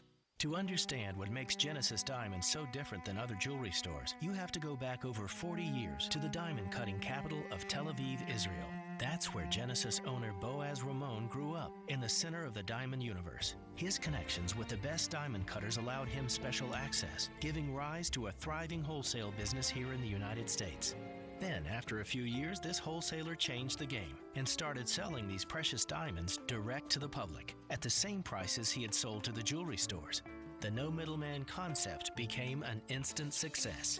Today, Genesis Diamonds provides that extraordinary value to people right here in Middle Tennessee, leading the industry with the highest quality diamonds that still come straight from the best cutters, offered at the guaranteed best price of any jewelry store in America. Genesis Diamonds, a truly revolutionary concept with a unique history rooted in quality, committed to excellence, and always focused on value. Genesis Diamonds, luxury pre-owned Rolexes, and popular Perkins Extended. Family Leisure is having the world's biggest spa setting. It's happening right now. You can save thousands on in-stock hot tubs that are ready to be delivered. Family Leisure has spas that start at just $28.99. You know those cold plunges? You can get one for yourself starting at $39.99. Or how about swim spas? They start at $17,499. Plus, Family Leisure has set up special financing just for this event. Have you been sitting on the fence about an above-ground pool? Get off that fence and get to Family Leisure to take advantage of huge discounts on all their in-stock above-ground pools. And if you need some patio furniture, it's all priced to move out now. It's not too late to have some summer fun, courtesy of Family Leisure. But you better hurry up. The world's biggest spa sale might go on forever. Family Leisure. Wit and Run at I-40. Family and fun come together. Sports 56 traffic. Good afternoon. A little bit of stop-and-go action going on. Certain sections of Tullahoma up and down Holmes as you come off 240 there onto 385 Bill Morris Parkway, headed on out towards Collierville. We've watched that build quite a bit, actually, in the last few minutes, but it's moving. Let's keep it that way. 240 East still looks good right now, coming past Poplar. Hey, Weimer's Jewelry, 7525 Highway 64 is your full-service, family-owned jewelry store right here in the Memphis area. I'm Commander Chuck with your on-time traffic.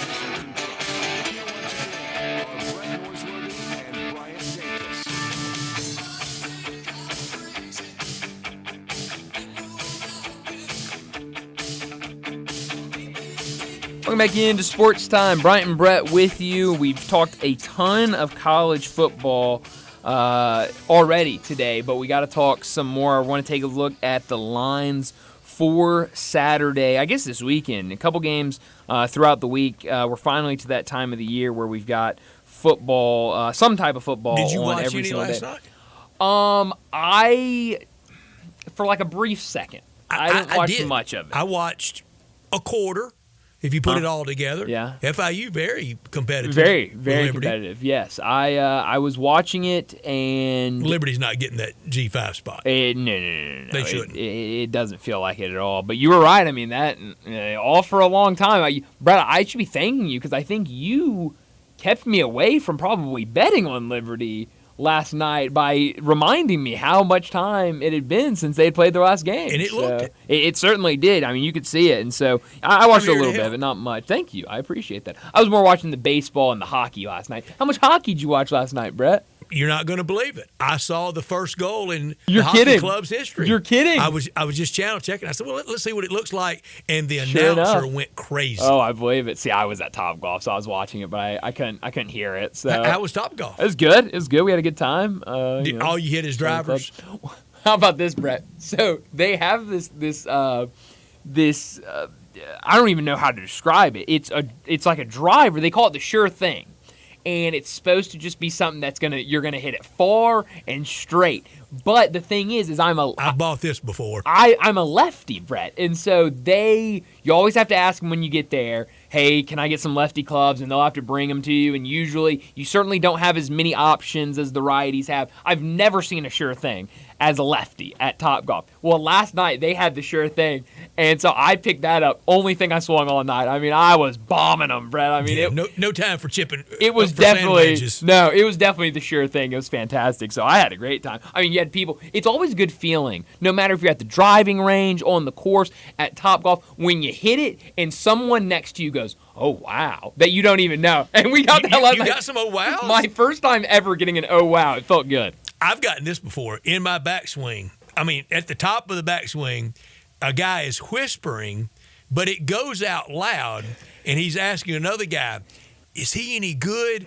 And I'm in the top of my backswing, and the other guy goes, no. And how do you finish with that? You don't. Brett, you don't. You step off, and you give him a Are look, you serious? and then you Two step friends back of on. mine, too. That's hilarious. That's even better. Brian, Oh, man. left-handed anything except for a first baseman glove, on the right hand for a left-handed player. You could find those in the 70s. Sure. But finding golf clubs. Oh, man. Tell me about it. And then finding a catcher's mitt. Oh, man. For a left-hander, Yeah. glove on the right hand. Oh, yeah. You could find the Hope Diamond That's easier. right. How about this, Brett? Growing up, I was a catcher. And had a mitt? Absolutely. And you found the mitt easily? Yeah, not really, but Is that right? we found one, and yeah, we made it work. I didn't catch a lot, especially when I started playing competitive baseball. So Did not one catch a night lot. in Pony League, I'm 12 or 13. The catcher's 14 or 15. Good guy, Chris Wilson. Great, big, tough, fun guy. But he was left-handed and was catching. Yeah. And somehow, or he got hurt. He took one off the high inner thigh, way too close. Oh, man. And was out. And the normal catching mitt was not packed. So it was not in the equipment. Interesting. So I put on a batting glove. I'm the backup catcher. I Huh. put on the Oh, batting heck glove, yeah. and with my regular glove, Wow. caught a real flamethrower, a real good pitch. Wow. Son later pitched in the big leagues. Oh, wow. Holy In the cow. Cincinnati Reds system. And by the end of the night, my hand was like a size of a canned ham. I mean, I just believe it. worn out back there trying Holy to catch cow, that does not sound fun. it. The mitt wasn't packed. No, wow, holy cow. The other left-handed golf story. So we're in Fayetteville. I probably shouldn't tell this story, but I'm going to. We're in Fayetteville, and we're hitting golf balls from our front yard, and with another fraternity beside us, their front yard as well. And one of their guys walks up and says, well, I can't hit any golf balls because I'm left-handed. Sure. Well, one of our guys goes, well, I'm left-handed. I got my irons in the trunk. So we hit them, and all ended up in trouble for hitting all these golf balls.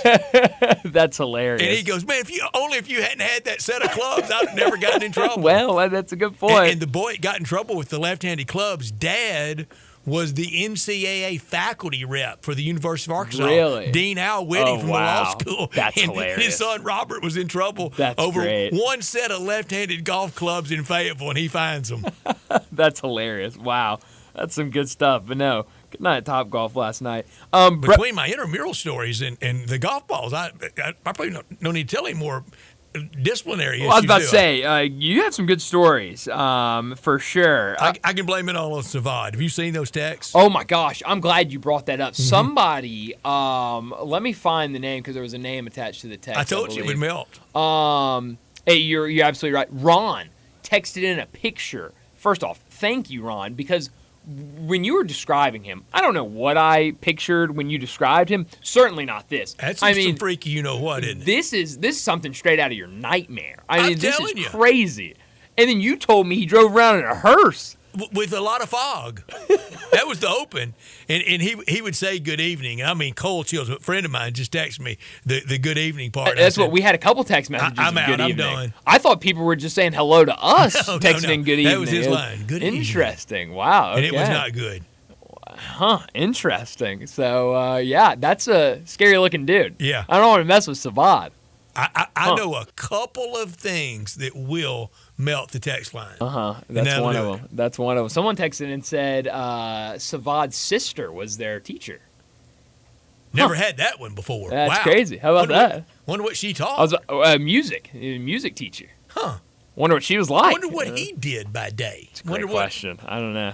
But there was a lot of original programming here for every TV station. You had Magic Land, of course, wrestling, studio wrestling, and George Klein's dance party. Absolutely. There really was a lot of talented things and bits and takes produced here locally. Yeah, they definitely were, and a lot of characters here in Memphis. What was the game show?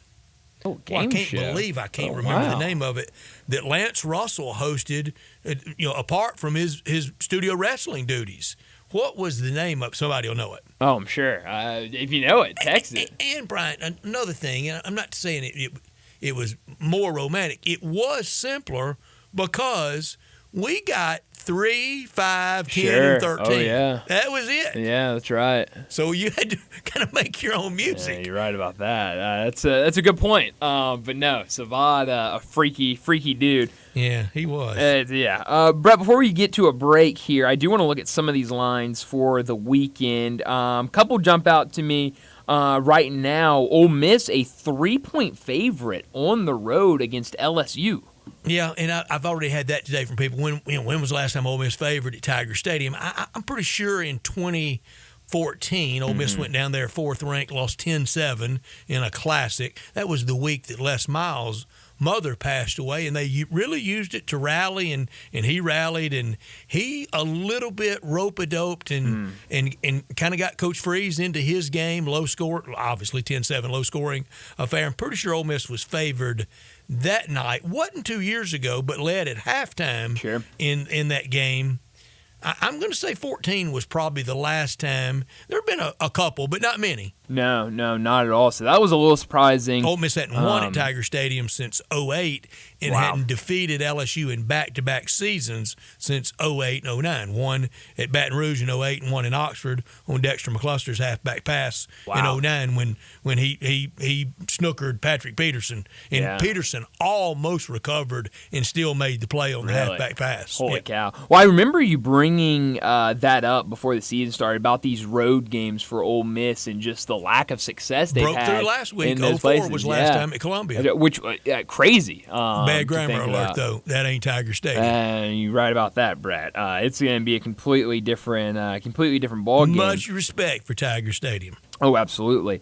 Here's another one. Texas, a 2-touchdown favorite against Oklahoma for Red River. Dean about that. Dean Blevins will join us at 5:00. The former Oklahoma player and Oklahoma City TV and radio, and see how that breaks out. A lot of times in these big rival games, be careful that double-digit favorite. That really seems to motivate. Oh, yeah. Often motivates the underdog. I mean, you can hear it now around the Oklahoma building, the respect card. Sure. No, 100%. So we'll definitely have to ask Dean about that because, 2 touchdowns in a rivalry game is definitely a lot. Last one I wanted to bring up, Kansas State on the road against Colorado, 4-point favorite right now.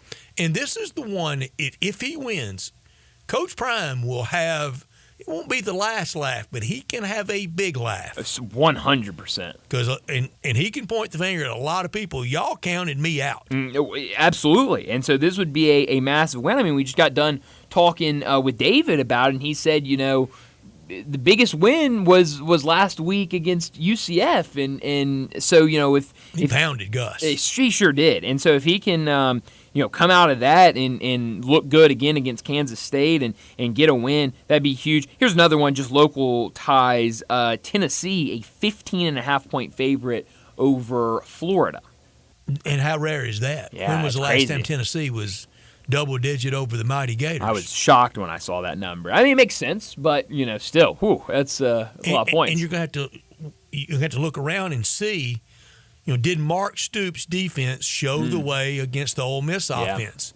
Did Arkansas show the way against Nico? Mm-hmm. Yeah, it's a good question, and I'm curious to see what Florida looks like. I mean, do they kind of try to go with that same approach of let's shut down the run and make Nico beat us? With his arm as young as he is now, it'll be a little different. Being at home for Tennessee, it'll be a little more cozy than it certainly was at Fayetteville. I don't think the talent difference between just on the hoof, the Florida roster and the Arkansas roster would be that different. Right, yeah.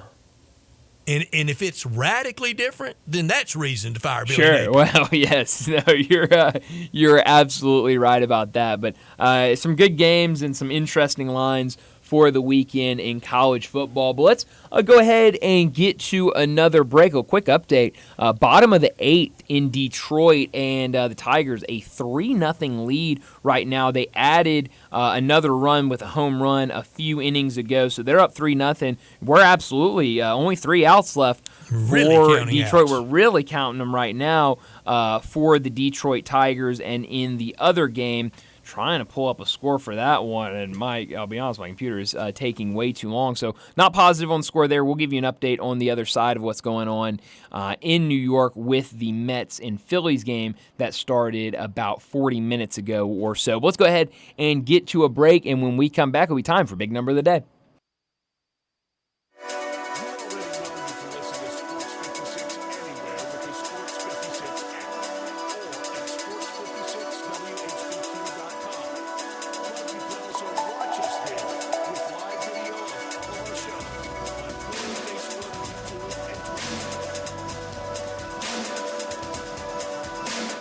Someone you know or care about has dealt with a difficult divorce. When facing divorce, you need the attorneys at Rice Law.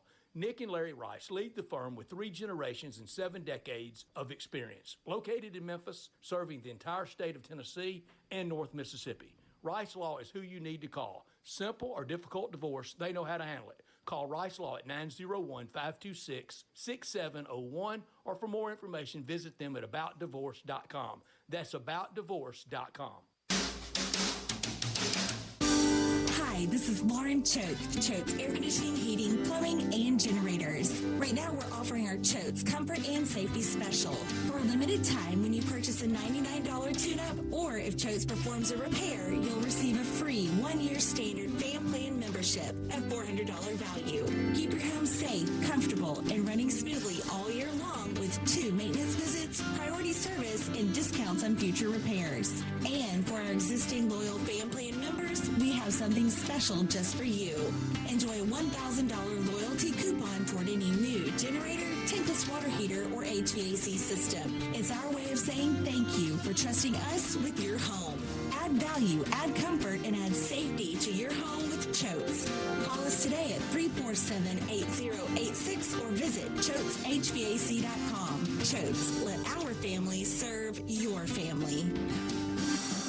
Wesley Financial Group is not a law firm. Are you a victim of the timeshare trap and think there's no way out? I'm Chuck McDowell, founder of Wesley Financial Group, the original timeshare cancellation expert. And I'm here to tell you that there is a way out. All you need to do is give my office a call. I will send you a timeshare exit information kit absolutely free, explaining how the timeshare industry works and your options for cancellation. Call Wesley now for your free info kit. 800-791-1313. That's 800-791-1313. Paid for by Wesley Financial Group.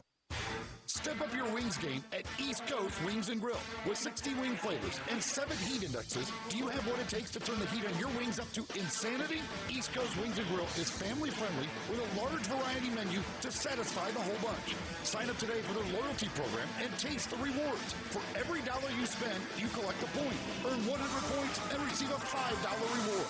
Next to Rose off Highway 64 in Bartlett, come try America's best wings at East Coast Wings and Grill. I'm with John Burgos from the world-famous Rendezvous in the Alley since 1948. Brett, we have catered parties all over this country and all over the world, from Singapore, Australia, to Central Park in New York. But many people don't realize how much we do locally. For holiday events, office parties, tailgating, birthday parties, you can't do better than the Rendezvous.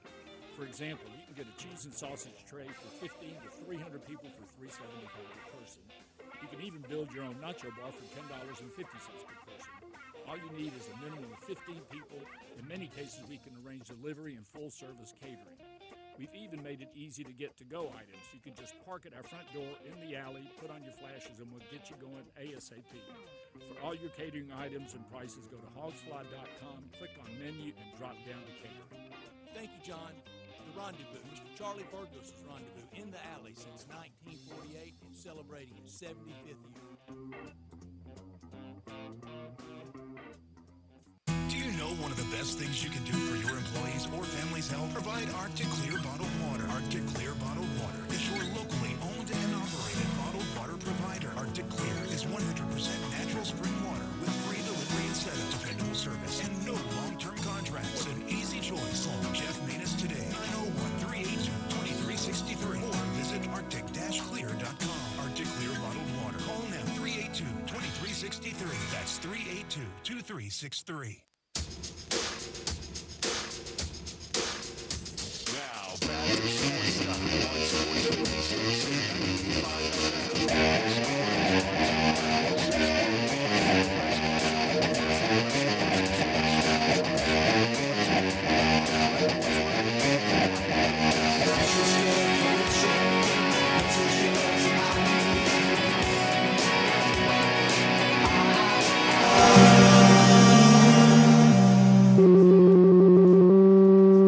Big Daddy. Hello, Big Brand. It's a guy, he wants to be big, then he gets big, he doesn't want to be big anymore, then he gets small, but the suit's too big. Big Daddy. The big boy. You're a big guy. I think she's trying to pull a fast one on Big Daddy. The big number of the day.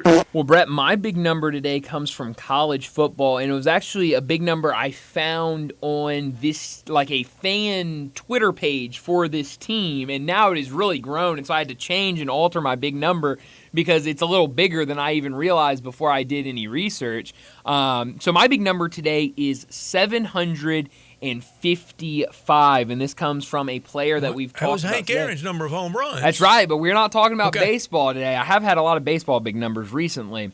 Ashton Jeanty, a guy that we've talked about a lot and has really played really well. Saw him last year when he was in town with Boise State against Memphis.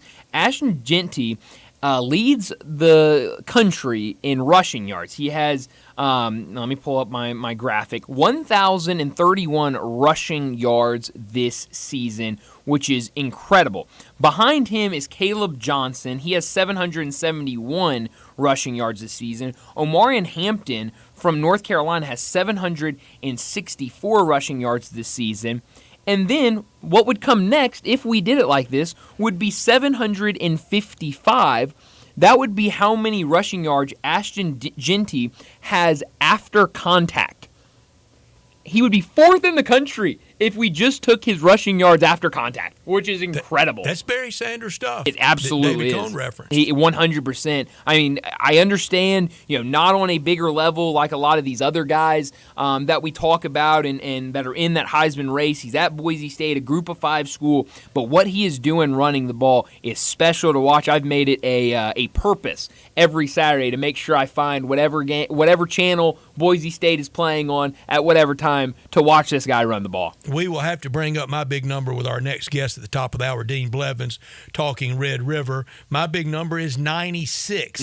That's Texas versus OU for the 96th straight year, but the first time Red River has been an SEC game. This is the 120th matchup all time, but 96 straight. OU won last year. OU's won 5 out of 6, 11 out of 15, 17 out of 25. We'll get the story from Dean Blevins on if they can keep that going. Yeah. And got that win last year. Brent Venables needed it last year. It'd go a long ways this year. It absolutely would. I mean, it would be massive for him and for his team. Brett, I'll be honest, you were absolutely right. I mean, everybody texted in about our guy Savad. I'd never heard of him. Already like him better. Had never heard of him before, and now I'm learning so much about him. Your mom and dad will know. It's going to be the first thing I ask them when I talk to them later tonight. Tell them to be honest, too. Were they scared? Well, yeah, I will have to get that But from I you am as a well. big scaredy cat. Somebody said Savad owned a gas station. What? How about that? On Summer. Check the oil? How about I didn't know that? that. That's fine. I mean, absolutely. I wonder under what label. A lot That's a great of question. a lot of stations in. Golf had a bunch. Interesting, yeah. So I have no Phillips idea. 66 had a bunch. Sure, yeah. So I have no idea, but yeah. So a gas station owner, Of course, on Exxon Summer. SO had a lot. That's right. And then we also got several text messages about the game show you were referencing. Is it Dialing for Dollars? That's it. That wow. How about that? Dialing for Dollars, and was a movie wrapped around it. Really? Because I played sick one time to stay home and to watch the movie. I want to say Dialing for Dollars was around a movie, or was there a movie of the morning, stayed home after we had gone to the summer before, played sick to watch Elvis in Fun in Acapulco. Wow. One You of being his an Elvis great fan. movies. Yeah. Yes. Great is an optional word. But Now, did Lance Russell host that, or Dave Brown, or both? a lot of people are saying Dave Brown. Okay. The texts we've gotten Okay. have said Dave Brown. But maybe they both did. I don't know. That just hit me. Yeah, no, that's But Lance did, interesting. Lance did something in the morning non-wrestling affiliated. But interesting stuff. We know the power of wrestling. Oh, absolutely. I feel like I'm learning so much. I was sitting in here talking to Grayson, and who's in here training, and we're looking at the text line, and someone texted in, and all it said was Dialing for Dollars. And I was like, I have no idea what this text message is about. And then somebody else had texted and said the game show you're referencing is Dialing for Dollars. So yeah, how about that? Learn a lot of Memphis history. And a lot of great local content. You're right about that. We talked about that last segment. We were talking. Grace and I were talking about it off air. Just the local content, the characters that Memphis has had is The really good talented stuff. people Yeah. out of here in a lot of things, sports and otherwise. No, you're 100% right about that. But definitely good stuff. We've got a final here in Detroit. Sure do. The Tigers get the Detroit, win, baseball town. 3-0. So now they take a 2-1 lead in that series. Just What really, a really fun mustache stuff. for the Tigers catcher. Oh, he's incredible. I mean, straight out of an '80s baseball movie. He's incredible. That's Sparky Lyle stuff there. 100%. I mean, just looks like he is straight out of a classic baseball movie. The other game going on right now, they are through 2 innings. Phillies and Mets still 0-0 in that one. We'll keep you updated on all of the action from New York. But we need to go ahead and get to another break. And when we come back to start our third and final hour, we're talking Oklahoma football with Dean Blevins.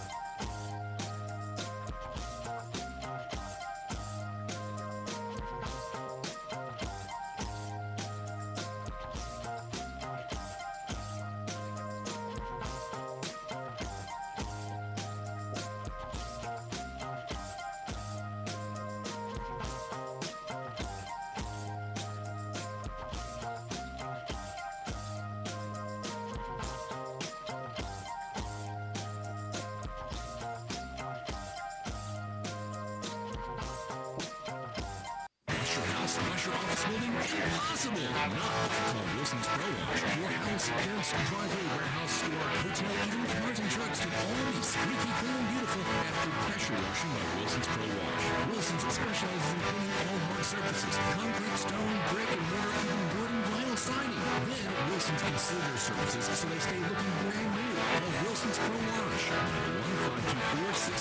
901-524-6799, or online at wilsonsprowash.com. It's football season and nothing goes better with Game Time Eats than chicken wings. It's a tradition like no other, but not just any wings, it's the seasoning that makes the chicken wing. And nobody does it better than the Crazy Coop at 7199 Stage Road west of Appling and soon coming to downtown Memphis. Over 32 mouth-watering secret sauces and counting, like the jalapeno cheddar and the barbecue bacon bourbon. And don't bother asking them for the secret recipes. No matter how large your tailgating is or the family at home, kick off your game day with Crazy Coop party packs plus special bulk prices. Visit crazycoopstage.com to customize your wings and sauces. Whole wings, boneless wings. Try the Crazy Hot Suicide if you dare. Add Parmesan fries and fried dill pickles. And don't forget the carrots and celery sticks. For the full menu, which includes juicy burgers, catfish fillets, chicken nuggies, and crazy kid meals, go to crazycoopstage.com. That's crazycoopstage.com. You'd be crazy not to visit the coop. Rick's Powder Coating for a beautiful finish every time. Rick's Powder Coating specializes in automotive, ornamental, residential, and industrial coating. With 2 conveyor lines and the largest batch ovens in the Mid-South, Rick's can accommodate all of your powder coating needs. Locally owned and operated since 2002, Rick's Powder Coating will customize a beautiful finish just for you. Drop by or call to see how Rick's Powder Coating can bring color to your life. 901-367-2771 or rickspowdercoating.com. Every once in a while, a new concept comes on the scene and really upsets the old-school apple carts. Well, that's exactly what Genesis Diamonds has done here in Memphis. Hey, it's Eric Hasseltine, and Genesis Diamonds is a fresh, exciting, revolutionary kind of jewelry store that has forever changed the jewelry landscape here in Memphis. Fall is just around the corner. What better time to make that big purchase than right now at Genesis Diamonds? With up to 30 times what you find at other stores in selection, no middleman prices that we've never seen here before, with natural and lab-grown diamonds in all shapes and sizes, Genesis has something for everyone. Plus, free service for life on any purchase and a 120% diamond upgrade guarantee that no other store would dare to offer. Genesis has turned the old-school jewelry retail model upside down with lower margins, higher volume, no tricky pricing, no pressure, and no middleman. Get to Genesis Diamonds today and get that diamond purchase taken care of. This is the value leader, and nobody can challenge them here. Check out Genesis Diamonds at Poplar and Perkins Extended. Genesis Diamonds, the official jeweler of the Tennessee Titans. Ole Miss Rebel Yell is back. The Rebel Yell Hotline Radio Show is back on WHBQ Sports 56 and 98.5 FM. Every Monday night at 6, hear the latest news on your Ole Miss Rebels with Yancey Porter with 24/7 Sports, former Ole Miss defensive tackle Mike Fitzsimmons, Gordon Ford covering SEC Sports Call, and former Ole Miss baseball announcer Gary Darby. From kickoff to free throw to extra innings, your Ole Miss Sports on the Rebel Yell Hotline Show right here Monday night at 6 on Sports 56, 560 AM and 98.5 FM. Your Mid-South Sports Station. I'm with John Burgos from the world-famous Rendezvous in the Alley since 1948. Brett, we have catered parties all over this country and all over the world, from Singapore, Australia to Central Park in New York. But many people don't realize how much we do locally.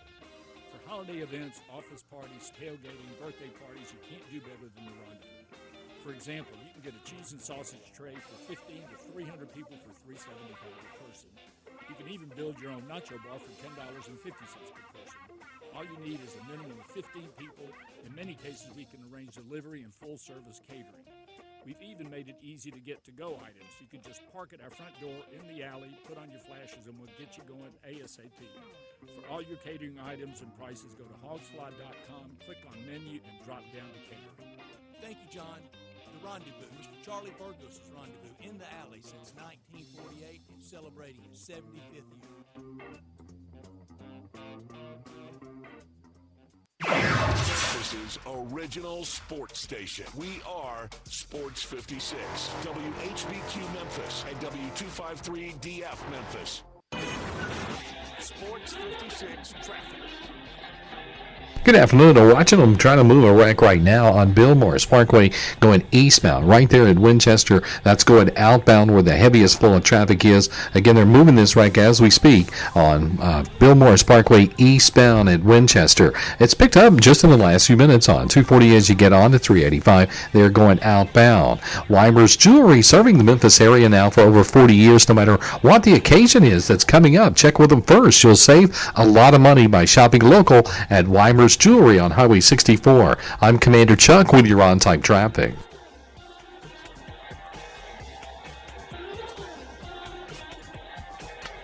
Now, back to Sports Time on Sports 56 and 98.5 FM. This hour brought to you by Jaguar Land Rover Bluff City. Once again, our Brett Norsworthy and Brian Dacus. You say you stand by your man. Tell me something I don't understand. Welcome back in Sports Time. Bryant and Brett with you in our Family Leisure Studios, and joining us now to talk some Oklahoma football, Dean Blevins joins us. He's out in Oklahoma City doing TV and radio. Dean, thanks so much for joining us. Obviously, a big week this weekend with Texas and Oklahoma, but I want to start off with OU and what this season has been so far. What are your thoughts on the start of the season as a whole for OU? Well, guys, thanks. Happy to be on here and looking forward to this game, obviously. But Oklahoma has come out of the gate slowly, and I was stunned. I'll start with the fact that it may seem like hyperbole to some people, but it's absolutely not. Oklahoma, its best receiver that will be on the field on Saturday would be its seventh receiver. If you just went down a pecking order of players, they're all their really, really good players. Every one of their players of the 5 injured wide receivers will get a pro look, if not be on pro team. Mm-hmm. So it's been devastating. And now it looks like Deion Burks, who is a really good slot transfer, the chances of him playing don't sound good at all. So from an injury standpoint, it puts them behind the 8 ball at receiver. At offensive line, Bill Bedenbaugh's the best coach in America, but he can't coach guys that are not as good as Texas, and more to the point, that are injured as well. And so they've had a discombobulated offensive line working through injuries and transfers and all the rest, that they have been anemic offensively. Next to last in rushing, next to last nationally in passing, or maybe it's SEC, in passing. So they've been really hamstrung from that level. And lastly, the quarterback situation, I anticipated that they would have a fabulous season. They have a kid that came out of Texas. Arnold came out of Texas and was the Gatorade National Player of the Year when he was recruited. And he was going to be handed the key to the Porsche. Well, he was handed the key, but it didn't end up being to the Porsche. Dylan Gabriel transfers to Oregon, so it's his team. Here we go. Yeah. But he's the kind of quarterback that's going to sit in the pocket, and even though he's mobile, he can't. No one can throw when you have people all over you from the get-go. He got sacked. He got hurt a little bit, and lo and behold, he got pulled, benched, and a true freshman, Michael Hawkins, is in here now, and that is a different story altogether. So sorry if you thought that was rambling or if it was rambling, but I just wanted to get those points out of the way because they are very, very big factors. I think Texas, for the second year in a row, I said before the season that Texas has a legitimate shot of winning a national championship. So that's how good I think they are. This is not a representative. This does not represent a standard Oklahoma football team by any means. Dean, do the OU fans recognize everything you just laid out, and are they patient and accepting of it?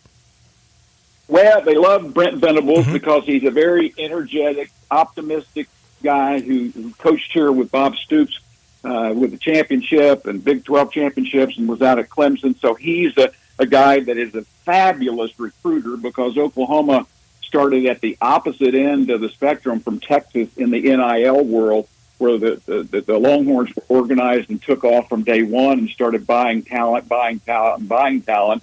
And this program in Norman that's beaten Texas 4 of 5 years, 9 of 11, and basically 2 out of 3 in the last quarter century. Oklahoma has flat out owned Texas. But when the NIL came in, Oklahoma didn't have any money. They weren't organized, and Texas became who they are. Sark's really good, but the NIL is what's gotten them up there. And Oklahoma is where it is because they got a very, very slow start in the NIL. This rivalry, how many Red River shootouts have you been to? Red River rivalries have you been to? You played in them. You've covered a bunch of them. This for the first time. It'll be Red River in the SEC. How many times for you to the fairgrounds at Fair Park at the Cotton Bowl? Well, I went 2 times in high school, and then played for 4 years. Played in 4 of them, so that's 6. And then I didn't, when I was working for ABC and ESPN and CBS, I was off on other assignments most of the time that I was with the networks, so I would have missed about 6 of those. But did the color commentary with and then some sideline for about 5 of them. So I would say a good estimate would be 52. Between 52, 55 times. My goodness. God, did I just say that? Dean, that's incredible. I've been one time. I went in 2016, Ole Miss. We had an open date that weekend, and I went, and Baker Mayfield put on a show, and saw a good one. And the Sooners won big, and it was one of the treats of my sports going experiences of my life. And you've been 52 That's or incredible. 53. Dean, that is incredible. And today at ESPN.com, I thought they captured the all-time king of Red River, and that's your coach and your good friend Barry Switzer. That story is must-read, isn't it? I haven't seen it. Oh, I know you had mentioned. I will do it. I'm just back into work mode today, but we've been off since Oklahoma didn't work, so just back in town. Had a colonoscopy yesterday, so okay. I'm moving a little bit slow. Moving slow, I understand. Yeah. But anyway, Coach Switzer and Coach Royal are the two figureheads that have dominated this series. They're the first two people you think of when you think about that series. They had wonderful battles back and forth. Coach Switzer won a good majority of his, but Darrell won a ton before Coach Switzer became the head coach. Those are the two figureheads. But the talent, the hatred between the two schools, the fans, the students, and the players is unmatched. And I don't think this game is going to be anything special. I think Texas is going to roll them, but they have had some unbelievable games, even in the last 8 or 10 years. Sure have. You mentioned one of them, but it's a fabulous game. Yeah, and in this game, one year, it fell in a presidential year in 76, and President Ford was there and did the coin toss, and ABC had to get away from the coverage because of the equal time provision and wasn't covering candidate Governor Carter of Georgia. You were probably on the field that day. I'll add this. I was the starting quarterback at that time, and I got put in the hospital, what would it be, 48 years ago today. I got put in the hospital with a testicular injury that was horrible, and so I missed the Texas game, cried like a baby watching it. My dad gave the invocation. Jim Lampley had come down and done a feature on me for ABC, and anyway, it was going to be something really, really special, and I'm in the hospital, so I missed that game, and that was a very ugly game and a very bad Texas team that ended up in a 6-6 tie. Well, Dean, I know you got to go here in a second, and you just mentioned what this weekend could be for Oklahoma. If Oklahoma stays in this game on Saturday, what do they need to do on both sides of the ball? Well, the team that has won the rushing battle, the team that's rushed for more yards in this game, has won 22 or 23 of the last 25 games, and then the turnover factor is huge. Oklahoma got 3 off of a better Texas team last year, better than Oklahoma last year, and Oklahoma had none. And Oklahoma's not turning it over much, but Oklahoma's going to have to create turnovers. They have to win that game significantly. They'll have to win the kicking game, and they will have to. Michael Hawkins will have to have some just outstanding explosive plays. They've not been making explosive plays this year, largely because of what I mentioned with the receivers and the line they have. So they'll have to work for every bit they get because Texas could jump on them and roll. But this game, you've seen Oklahoma come back several times, and like I said, what was it, 4 of 5, 9 of 11, and 67% in the last quarter century? Yeah. I don't know what all that means Saturday because I'm picking Texas to win, but Oklahoma will give it its best. Our guest, Dean Blevins from Oklahoma City, played at Oklahoma in the 70s. And, Dean, I promise, I'm not being patronizing. I think I tell you this every time we've been honored to have you on. I told you this at SEC Media Days. For the decade of the 70s, I really believe Chuck Fairbanks and Barry Switzer, for those 10 years, that was the most talented team in college football. All those athletes at the vanguard of integration, captured well in that story today at ESPN.com. Y'all were the most talented team in college football. Oh, I don't think there's a question now. I was recruited by Bear Bryant, and I know what Alabama had.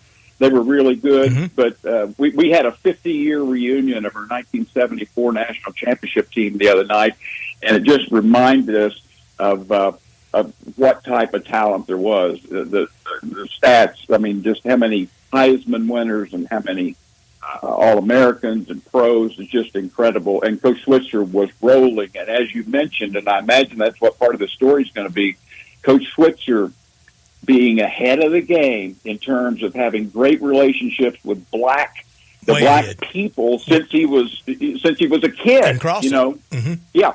So he, because of those relationships, he was able to bring in the Billy Sims and Joe Washingtons and others. And Darryl basically had to really work hard to sign any. Elvis Peacock, David Overstreet, Thomas Lott, Julius Caesar Watts, the Selman boys. Dean, before we go, speaking of presidential politics, I want you to tell the story. You were reared as a youngster in Hot Springs, Arkansas. Your father was the preacher at the First Baptist Church, and your dad, in an altar call, didn't he bring Bill Clinton to Jesus Christ as Lord and Savior? Yeah, he did, and then he also, God bless my dad, rest his soul. Sure. He also was a pretty funny man, and he loved to tell people when telling stories that his biggest regret in life was that he didn't hold Bill Clinton under a little longer when he was baptizing him. That is great stuff. You get to feeling better, get recuperated, and enjoy Dallas and Red River, and we'll get you back and talk Oklahoma City Thunder and maybe the Grizzlies and OKC hook it up in the playoffs. All right, sounds good, Brett and Bryant. Enjoyed it. Thank you, Dean. Dean Blevins with us from Oklahoma City, and he was a great ball player. Yeah. Bryant, when before they made the move, he had a brother that played at Fayetteville in the mid to late 60s. And you heard the legend of this youngster around Arkansas growing up in Hot Springs. Is that right? And then they moved with his dad being kind of on the preaching circuit. Sure.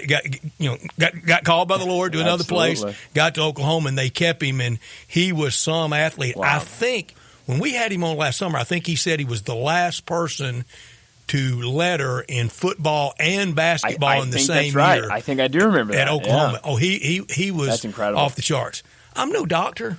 What's worse, the colonoscopy or the testicular injury? Neither sound fun. Neither did. Neither sounded fun at all. Getting both of those in one segment. Oh, man. Lord, I was hurting just hearing about it. You mentioned the story, and I've seen it. I've been so busy today, I've not been able to read it, but it's the feature story on ESPN about Barry Switzer. Yeah, tell me about it. I mean, what's this story about? I mean, his life, 87 years young, and it's everybody 87 knows. Sure.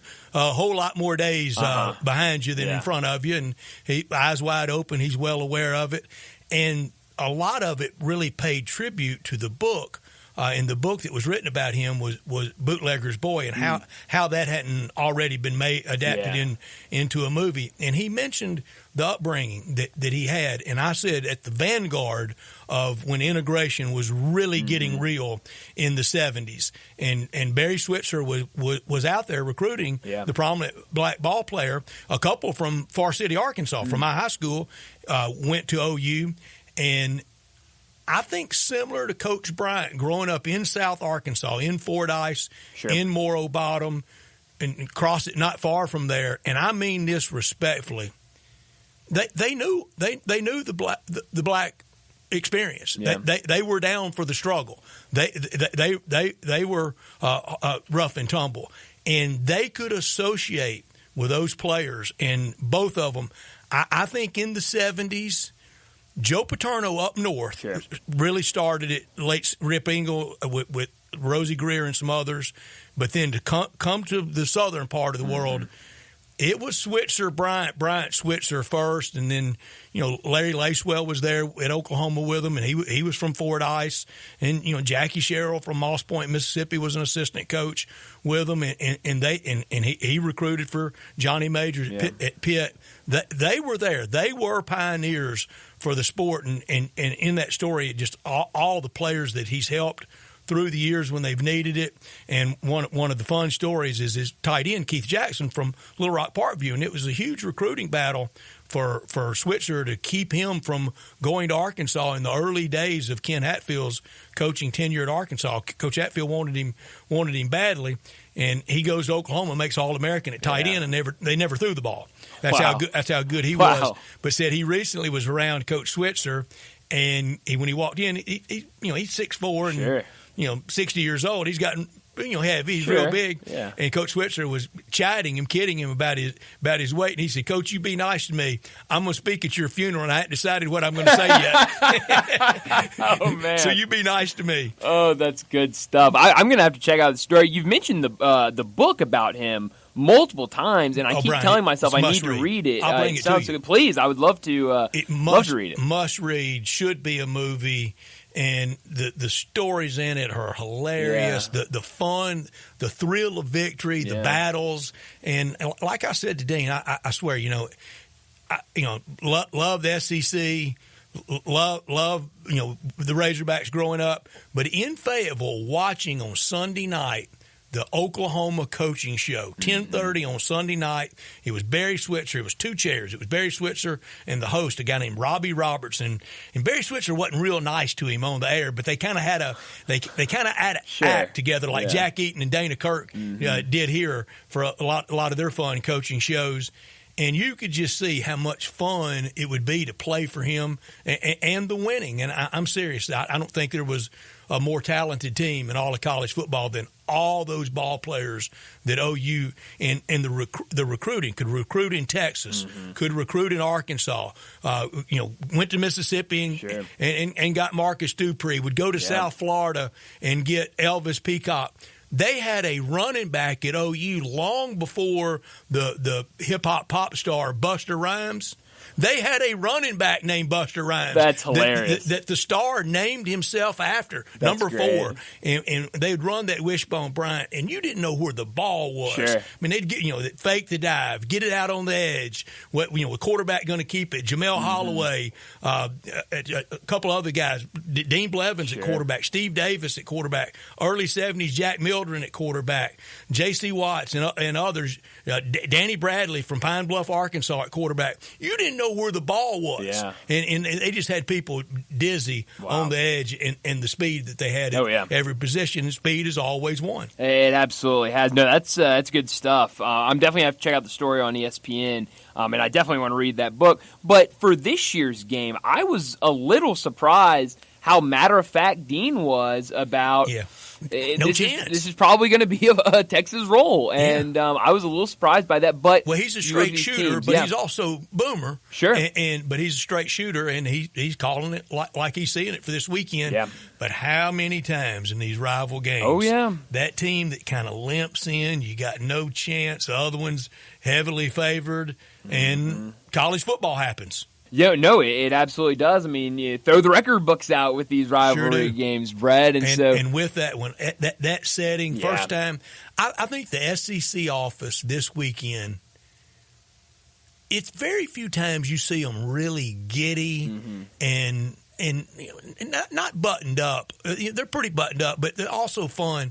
They're so glad that this is a SEC game. Absolutely. This is really the crowning moment of bringing, summer of 2021, of bringing OU and Texas into the league. No, it absolutely is. And even though this year's game, could get a little lopsided, I mean, you mentioned it, Dean mentioned it, we've all seen it. Some of these classic games of all time have just been fantastic. And so you add that rivalry into the other rivalries of the SEC, the Iron Bowl and the Egg Bowl, and it's great stuff. You remember last year, Brian, we were texting during the day. It looked like a movie production last year. Game day right into kickoff. This year it's not going to be like that because the kickoff's more up in the afternoon. Right. It's 2:30, so it won't. And game day's not there. But last year, and how the game unfolded last year, and really was an upset last year. I didn't think OU had a chance last year, and they got, as they call them, UT last year. And as I said, when I went in 2016, the whole day was just pinch me. Yeah. Great to be there at that college football moment. And one of the unique things about that rivalry, cocktail party's a little bit like this.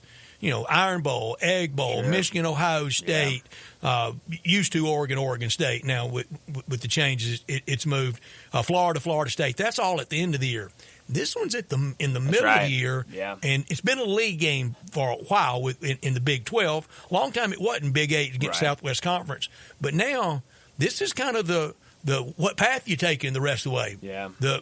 You come to the fork in the road. Yogi Berra said you better take it. Certainly, and that's a really good point because I mean, if this stays in the spot it's at, and I don't see it moving, I mean, I don't see how it can. I don't either. And so every year, I mean, this is going to be a massive game for both these teams in SEC play and kind of what this season's going to be for them. Right. And for Texas at the end of the year, they're going to have A&M. Yep. I don't know who Oklahoma.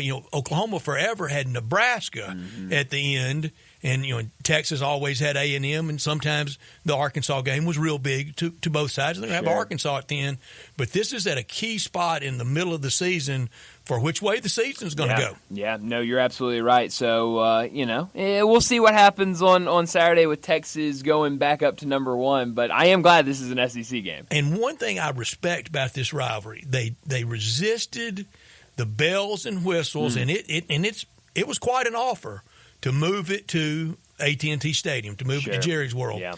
They stayed at the fairgrounds. They stayed at Fair Park, and the stadiums never looked better. Yeah. I mean, I went to the Cotton Bowl in the early 80s to a Stones concert and other football, and it was pure dump. Right. When I went there in 2016, okay, the concourses are really, really narrow, and the bathroom stalls are about like they always used to be, but everything else, it's as sporty as the old gal looks better than she's ever looked. Well, that's great. I love to hear that, and you're right. I mean, they have found their spot there, and with everything around it, they don't need AT&T Stadium. They don't need the big domes or anything. It's found its place. I think you can tell I love this game. Oh, it's fantastic. It's 100% up there for me as well. Well, we need to go ahead, get to a break here in a couple of minutes, but before we do that, let me remind you about our 5 o'clock sponsor. That's Jaguar Land Rover Bluff City. Jaguar Bluff City has been the premier Jaguar dealership for the greater Memphis area since 1984.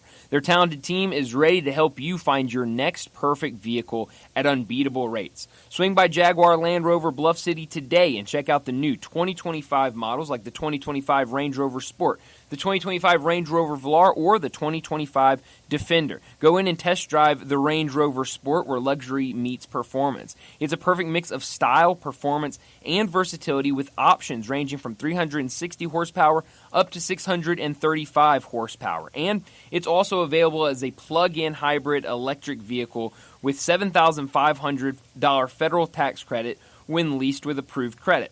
Also, take a look at the Range Rover Velar, powered by mild hybrid technology and enhanced with the latest well-being features and fully connected entertainment system. The 2025 Range Rover Velar is the ultimate luxury compact crossover. Purchase yours today and get special 4.4% for 72 months financing available with approved credit. Also, don't forget about the 2025 Defender, available in multiple models to fit your needs. The Defender is built for the modern explorer, and Jaguar Bluff City is offering special interest rates for 60 and 72 months on various models. Give them a call today at 877-259-6169. That's 877-259-6169. Or go online to view the whole collection at JaguarBluffCity.com. Let's go ahead and get to a break, and when we come back, we'll talk about what's trending. Start your day with Sports 56 Mornings with Greg Gaston and Eli Savoy. Weekday mornings from 7 to 10, right here on Sports 56 and 98.5 FM. Spencer here with ATC Fitness. There's no better time of the year than now. Football and fitness go hand in hand in the fall. And with individual screens on each piece of cardio and multiple big screens throughout the rest of the club, you'll never miss a bit of the action watching your favorite team. ATC Fitness continues to be the Mid-South's choice for fitness, family-owned for 30 years, and proud supporters of Coach Silverfield and the Memphis Tigers. Join online at atcfitness.com. ATC Fitness. Exercise your right to look good. Hungry for that delicious smash burger flavor? Dyer's Cafe is the original smash burger since 1912 and still smashing burgers in Collier's historic town square. Come out for their lunch specials Monday through Friday 11 to 2. Ask about their world-famous split dog and authentic Chicago or New York dog. Try the leaner side of Dyer's with a grilled chicken sandwich or freshly made salad. Also serving Lakes, Delta-raised catfish, Pasquale's tamales, and a customer favorite hand-breaded onion rings. Dyer's, serving world-famous burgers, dogs, and shakes in Collier's historic town square. Hi, this is Troy Fiveash, owner of Fiveash Roofing. In these uncertain economic times, there are so many things as a contractor and a business owner that I cannot control. The rising cost of materials, not to mention fuel and transportation costs. In the last 2 years, shingle prices have almost doubled, and commercial materials have doubled. And I don't have to tell you what fuel costs these days. But you know what I can control? How much markup I put on a project. I have always prided myself in knowing I never gouge a customer. But in an effort to ensure my crews have work and my customers are being treated fairly, I have lowered my profit margin, hoping to give you a price you can live with and keeping my crews busy. So if you need a roof or gutters, please give us a call. Five Ash Roofing, fair, honest, and ethical. Five Ash Roofing, a proud sponsor of Tiger Athletics and a member of the Tigers home team. 367-0050 or memphisroofer.com. 367-0050 or memphisroofer.com.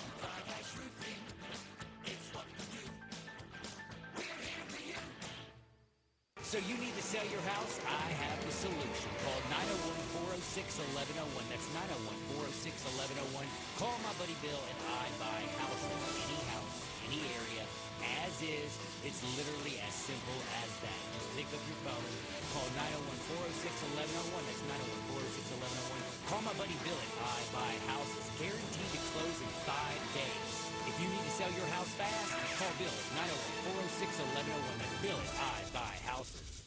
Do you know one of the best things you can do for your employees or family's health? Provide Arctic Clear bottled water. Arctic Clear bottled water is your locally owned and operated bottled water provider. Arctic Clear is 100% natural spring water with free delivery and setup, dependable service, and no long-term contracts. What an easy choice. Call Jeff Manus today, 901-382-2363, or visit arctic-clear.com. Arctic Clear bottled water. Call now, 382-2363. That's 382-2363.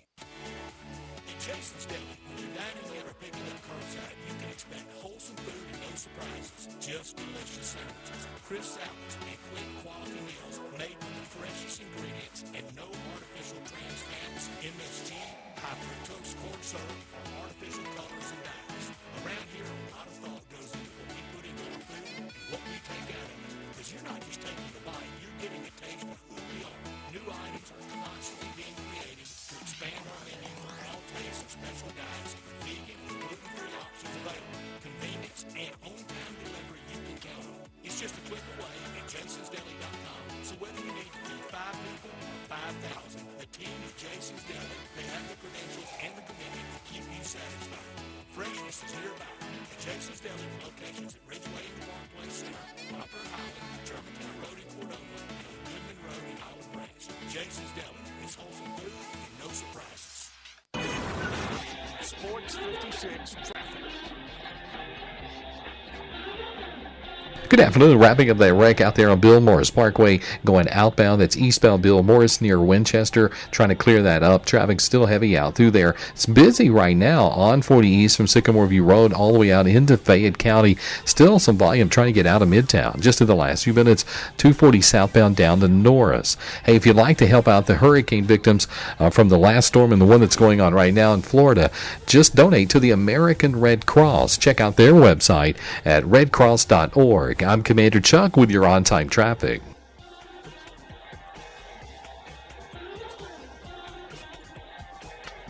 Now, back to Sports Time on Sports 56 and 98.5 FM. This hour brought to you by Jaguar Land Rover Bluff City. Here once again are Brett Norsworthy and Brian Dacus.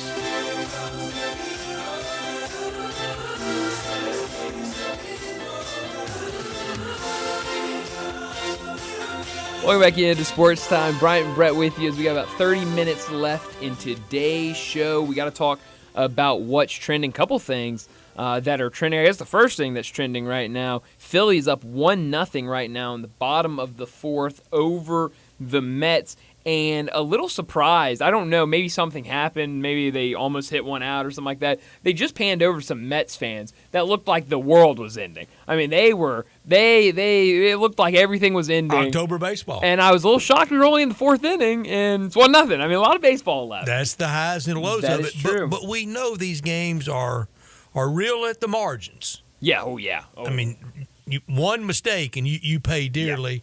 I love the drama of October, and now with the Tigers winning, one win away from an LCS. It's incredible. It is. It's wild. Let's review the baseball picks for the LDS round. You ready? Jeez, please. Brian, you had Cleveland. No, you had Detroit. You're I the did only have one. Detroit. How about that? You and Connor How about both had that? Detroit. I'm Wow. sorry. Darren and I both had Cleveland, but that'd be big advantage. Sure would Y'all, be. group lock Yankees. We all go down together. Oh, man. Conceivably, our Sure. Well, hey, a lot of ball left to play in that one. It is in 1-1. I had the Mets. Darren had the Mets. You and Connor both had the Phillies. Wow. The Fighting Phils. And it goes to show the Phillies.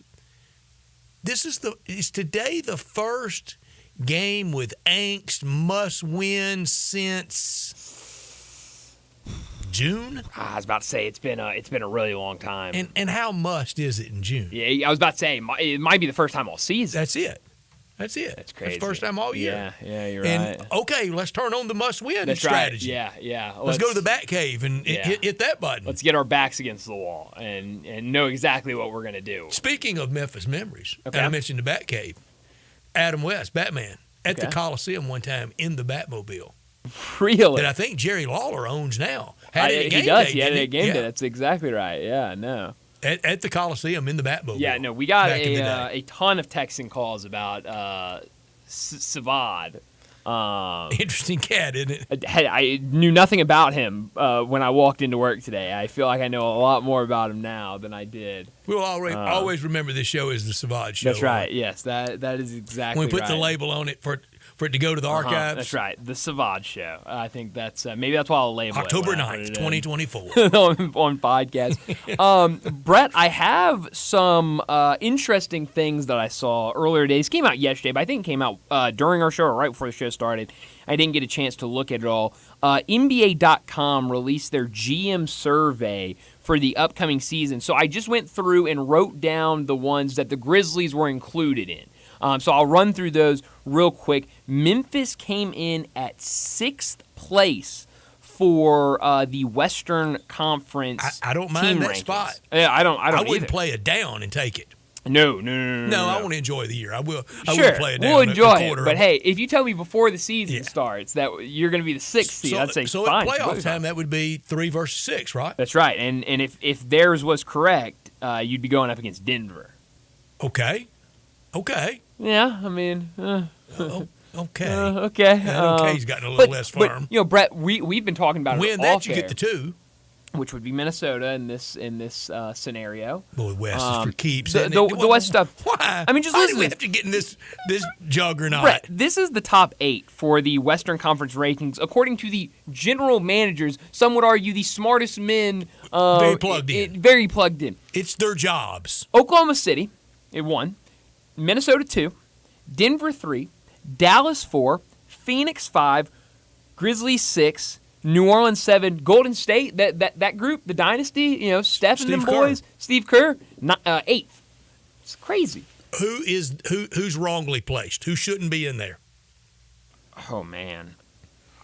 Who are you going to tell those GMs you're wrong about? And remember, we'll ask Keith this tomorrow too. We will.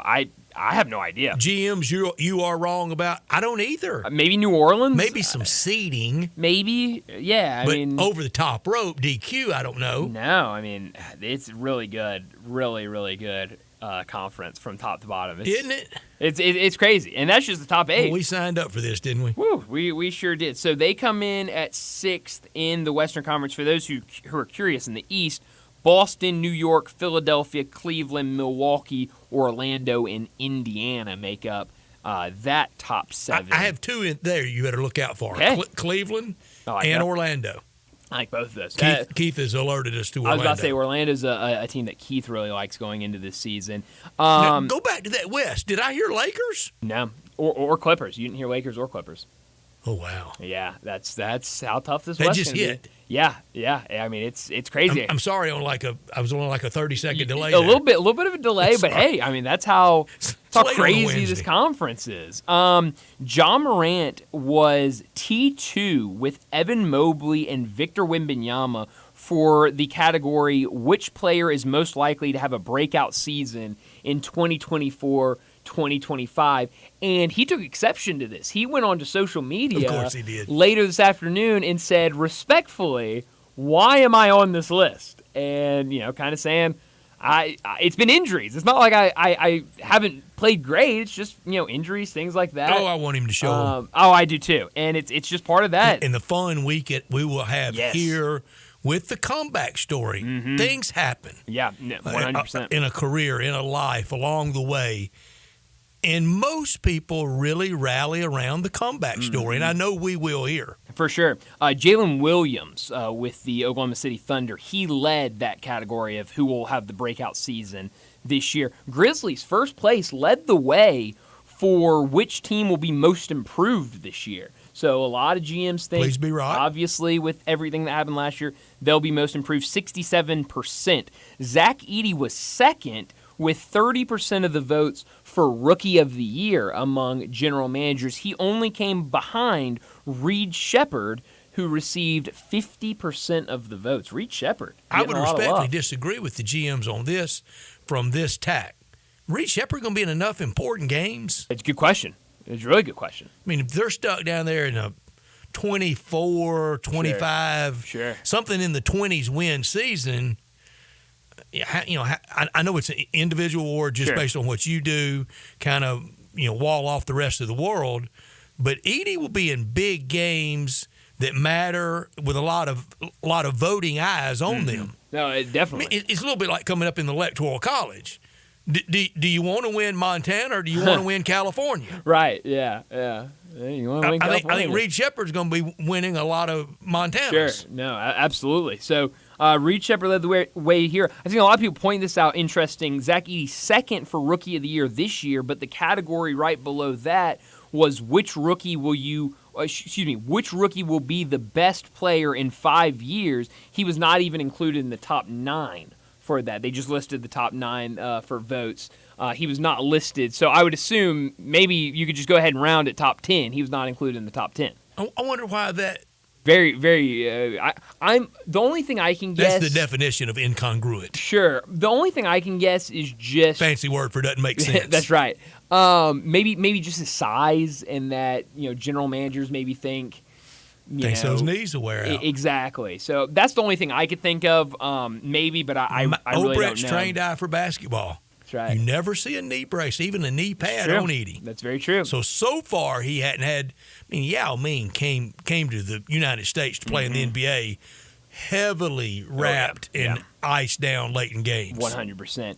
Marcus Smart appeared on a ton of the defensive lists. He received votes, but not enough to get a percentage for who is the best defensive player in the NBA and who is the best perimeter defender in the NBA. Victor Wembanyama received the most votes for best defensive player in the NBA, and Drew Holiday with best perimeter defender. Jaren Jackson Jr. received votes for best interior defender. Kind of same thing as Marcus Smart. Not enough to be included in the percentages, but this is a year after he led the voting last offseason for best interior defender. So GM's maybe a little down on Jaren. Victor Wembanyama led the way with that. Only a couple more here. We've been forgotten. Absolutely. I don't know that they're down on him as much as absence has not made the heart grow fonder. Yeah, I think you're right about that. Taylor Jenkins was T4 for head coaches that makes the best in-game adjustments. So a lot of the general managers like what Taylor Jenkins does in-game. Tyronn Lue led the way for that. John Morant, T4 for most athletic player in the league. Anthony Edwards led the way with 40% in that. And then finally, John Morant was second in fastest player with the ball, right behind De'Aaron Fox, who led the way with 52%. That's two that can get it and go. Yeah, it can really get up and down the court for sure. So I thought some very interesting things from the GM survey on NBA.com. De'Aaron Fox was part of that Kentucky team. That's right. Here the last time the North Carolina Tar Heels played in Memphis before next week. And I heard this morning on Greg and Eli's show, and later with you and Dave, even comments about the ticket sales for next week against North Carolina. I want to wait and see how it settles out before ascribing a whole lot of blame or assigning anything to it. I do, from what I understand, the price point is up there for a lot of people. And I learned this, and I think a lot of people learn this the hard way through a lot of years of NFL preseason games in Memphis. When you throw that label exhibition on it, a lot of people go, I'll go to the stuff that really matters. Sure. And that's not fair for what St. Jude's trying to do with this game and what they're trying to build off of. And I think this is a trial balloon for that. So, before being too heavily critical, sure, don't want to be critical of St. Jude. They're trying in every manner. And we'll see with about a week to go, less than a week. We'll have a little more walk up for North Carolina. I would say I'm not going to be able to go just because of football season. I'm sorry I can't. I know you want to, and I want you to. Yeah. North Carolina in town, whether it's got the stamp of exhibition or not on it, might want to go see it.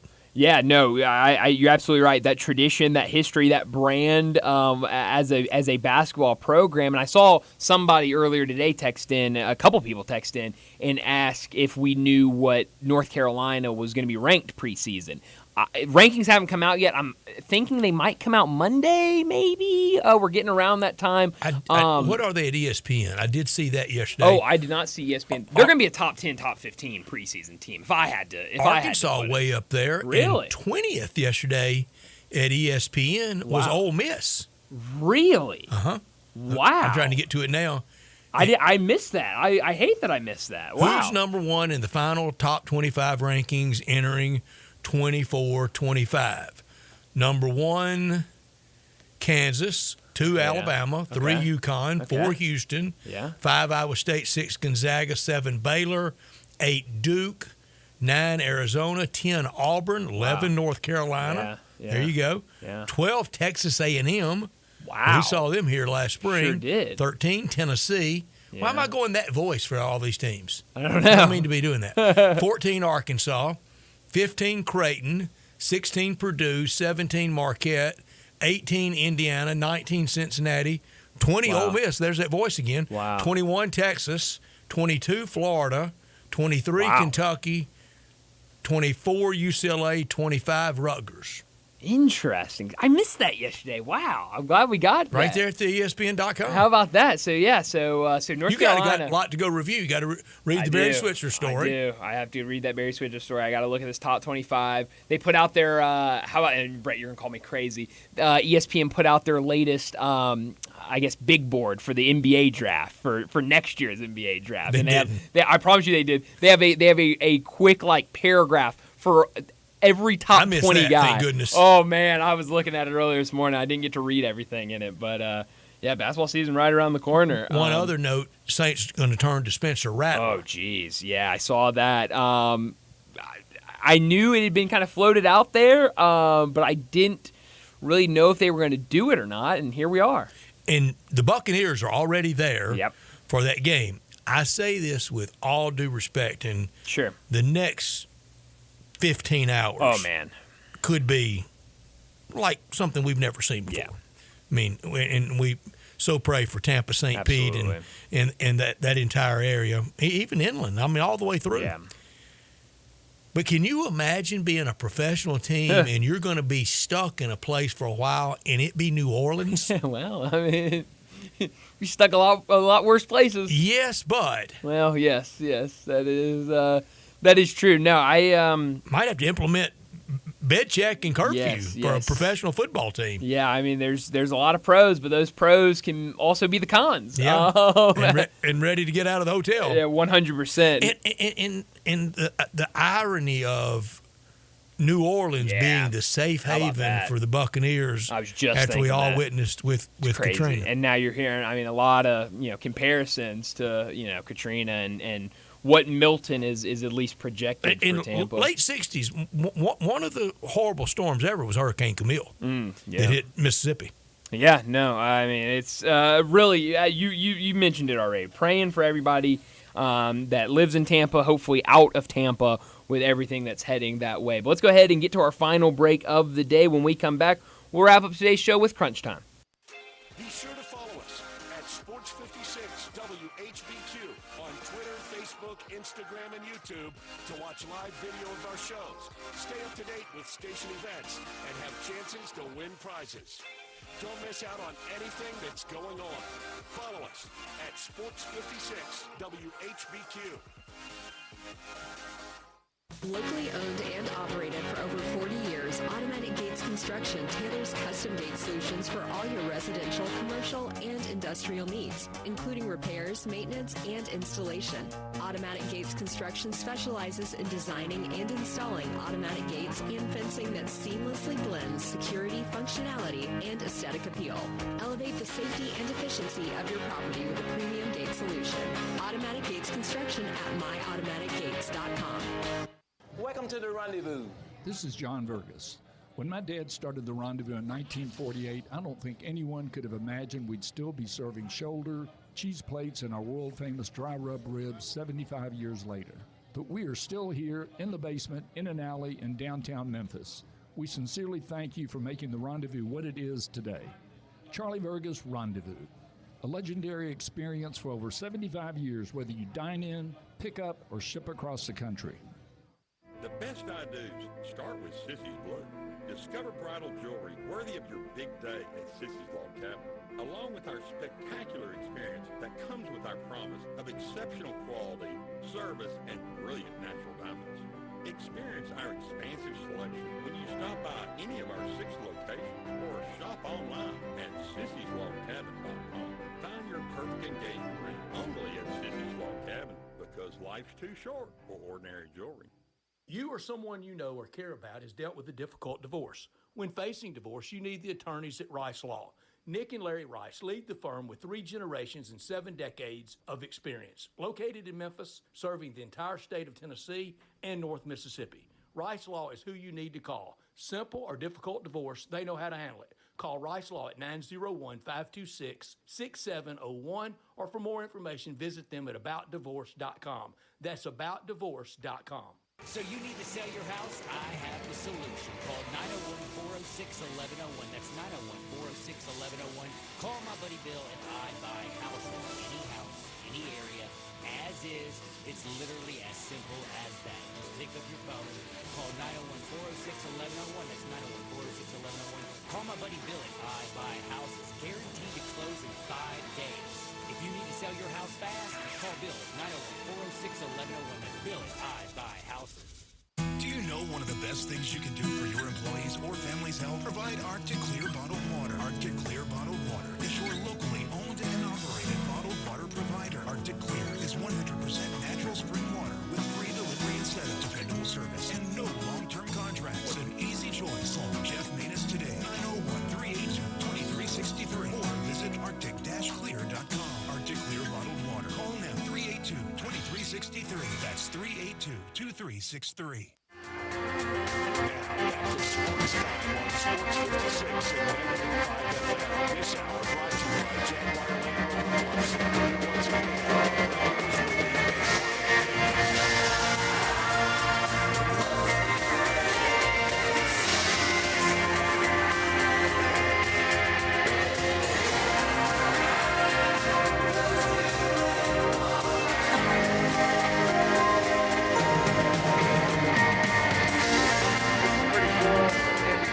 we're just getting started, so.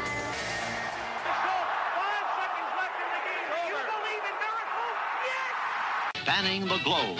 Go crazy, folks! Go crazy! This is Geraldo. It is Crunch Time. You are looking live. In your life have you seen anything like that? Goodbye! Hello, Haskins. It's obviously Crunch Time. Hammer, nail, coffin. This baby is over. Well, Brett, you mentioned it a second ago, but what I learned today is Spencer Rattler, he's going to be the starter for New Orleans this weekend. We saw the injury to Derek Carr. We saw him leave the game. We heard it was going to be an oblique injury, and now we know he's going to be out for a couple of weeks. And we saw Jake Hayner go in there.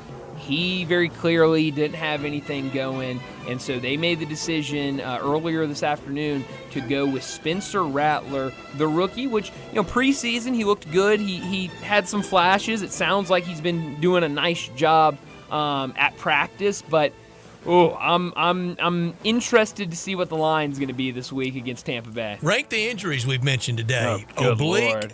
Testicular, or colonoscopy. That's not an injury. Well, examination. Almost an injury. We know what number one is. Yes. Move right along. All of them sound awful. How about that? No. One far exceeds. Yes, that's true.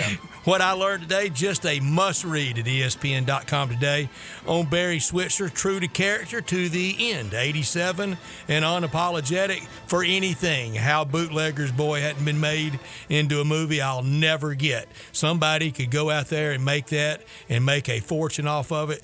Colorful character from Crossett, Arkansas, South Arkansas, tough people. Well, I can't let you forget because I need you to bring that book to me because I do want to check it out and read it because you make it sound like it is it's one I got to have returned because that's fine. It's signed on the inside from my parents, I think, either birthday or Christmas, late 80s, early 90s. I will take very good care of it, Brett. I can assure you of that. I don't mind sharing books. That's right. No, we love sharing here. What I could have done without today, probably a couple things I could have done without today, but I'll go with this. Earlier today, Jonah Dillon reported it. Memphis safety Taj Rael has left the program and has entered the transfer portal, he announced Wednesday. Rael, who briefly left the team in the summer but then rejoined and became a starting safety, could redshirt and have one more year of eligibility. So we've talked about this trend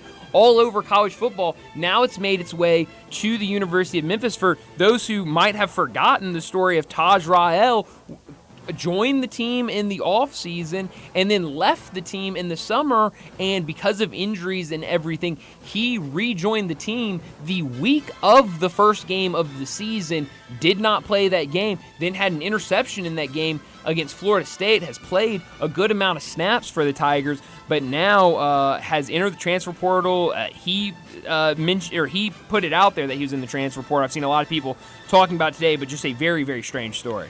Yeah, I could have done without what's going to happen over the next 15, 18, 20 hours in Florida, and the idea of games being played seems far-fetched. I don't want to do too much of the blame game on that either for right now. We might after the fact, but devastation of biblical proportions getting ready to happen, and Buccaneers already in New Orleans. How's that for irony? Yeah, unreal. Please, crazy.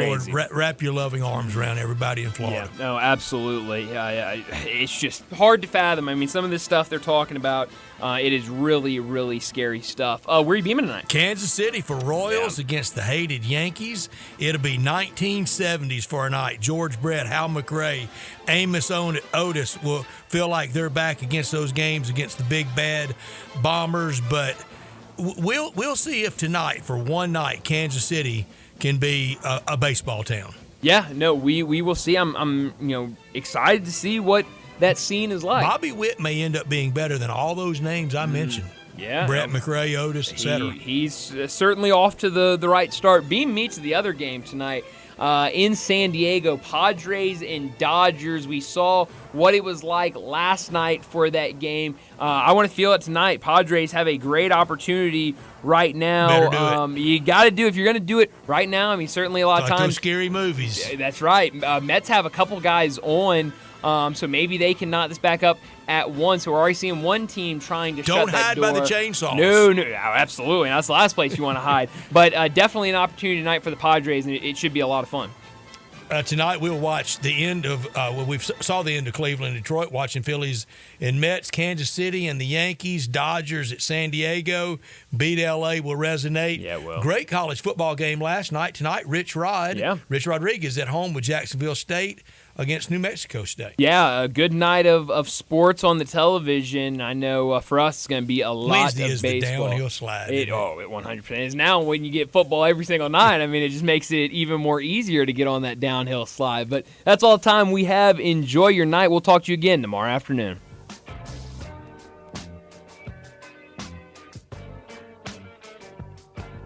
Everyone needs protection, whether you're on the field or on the road. So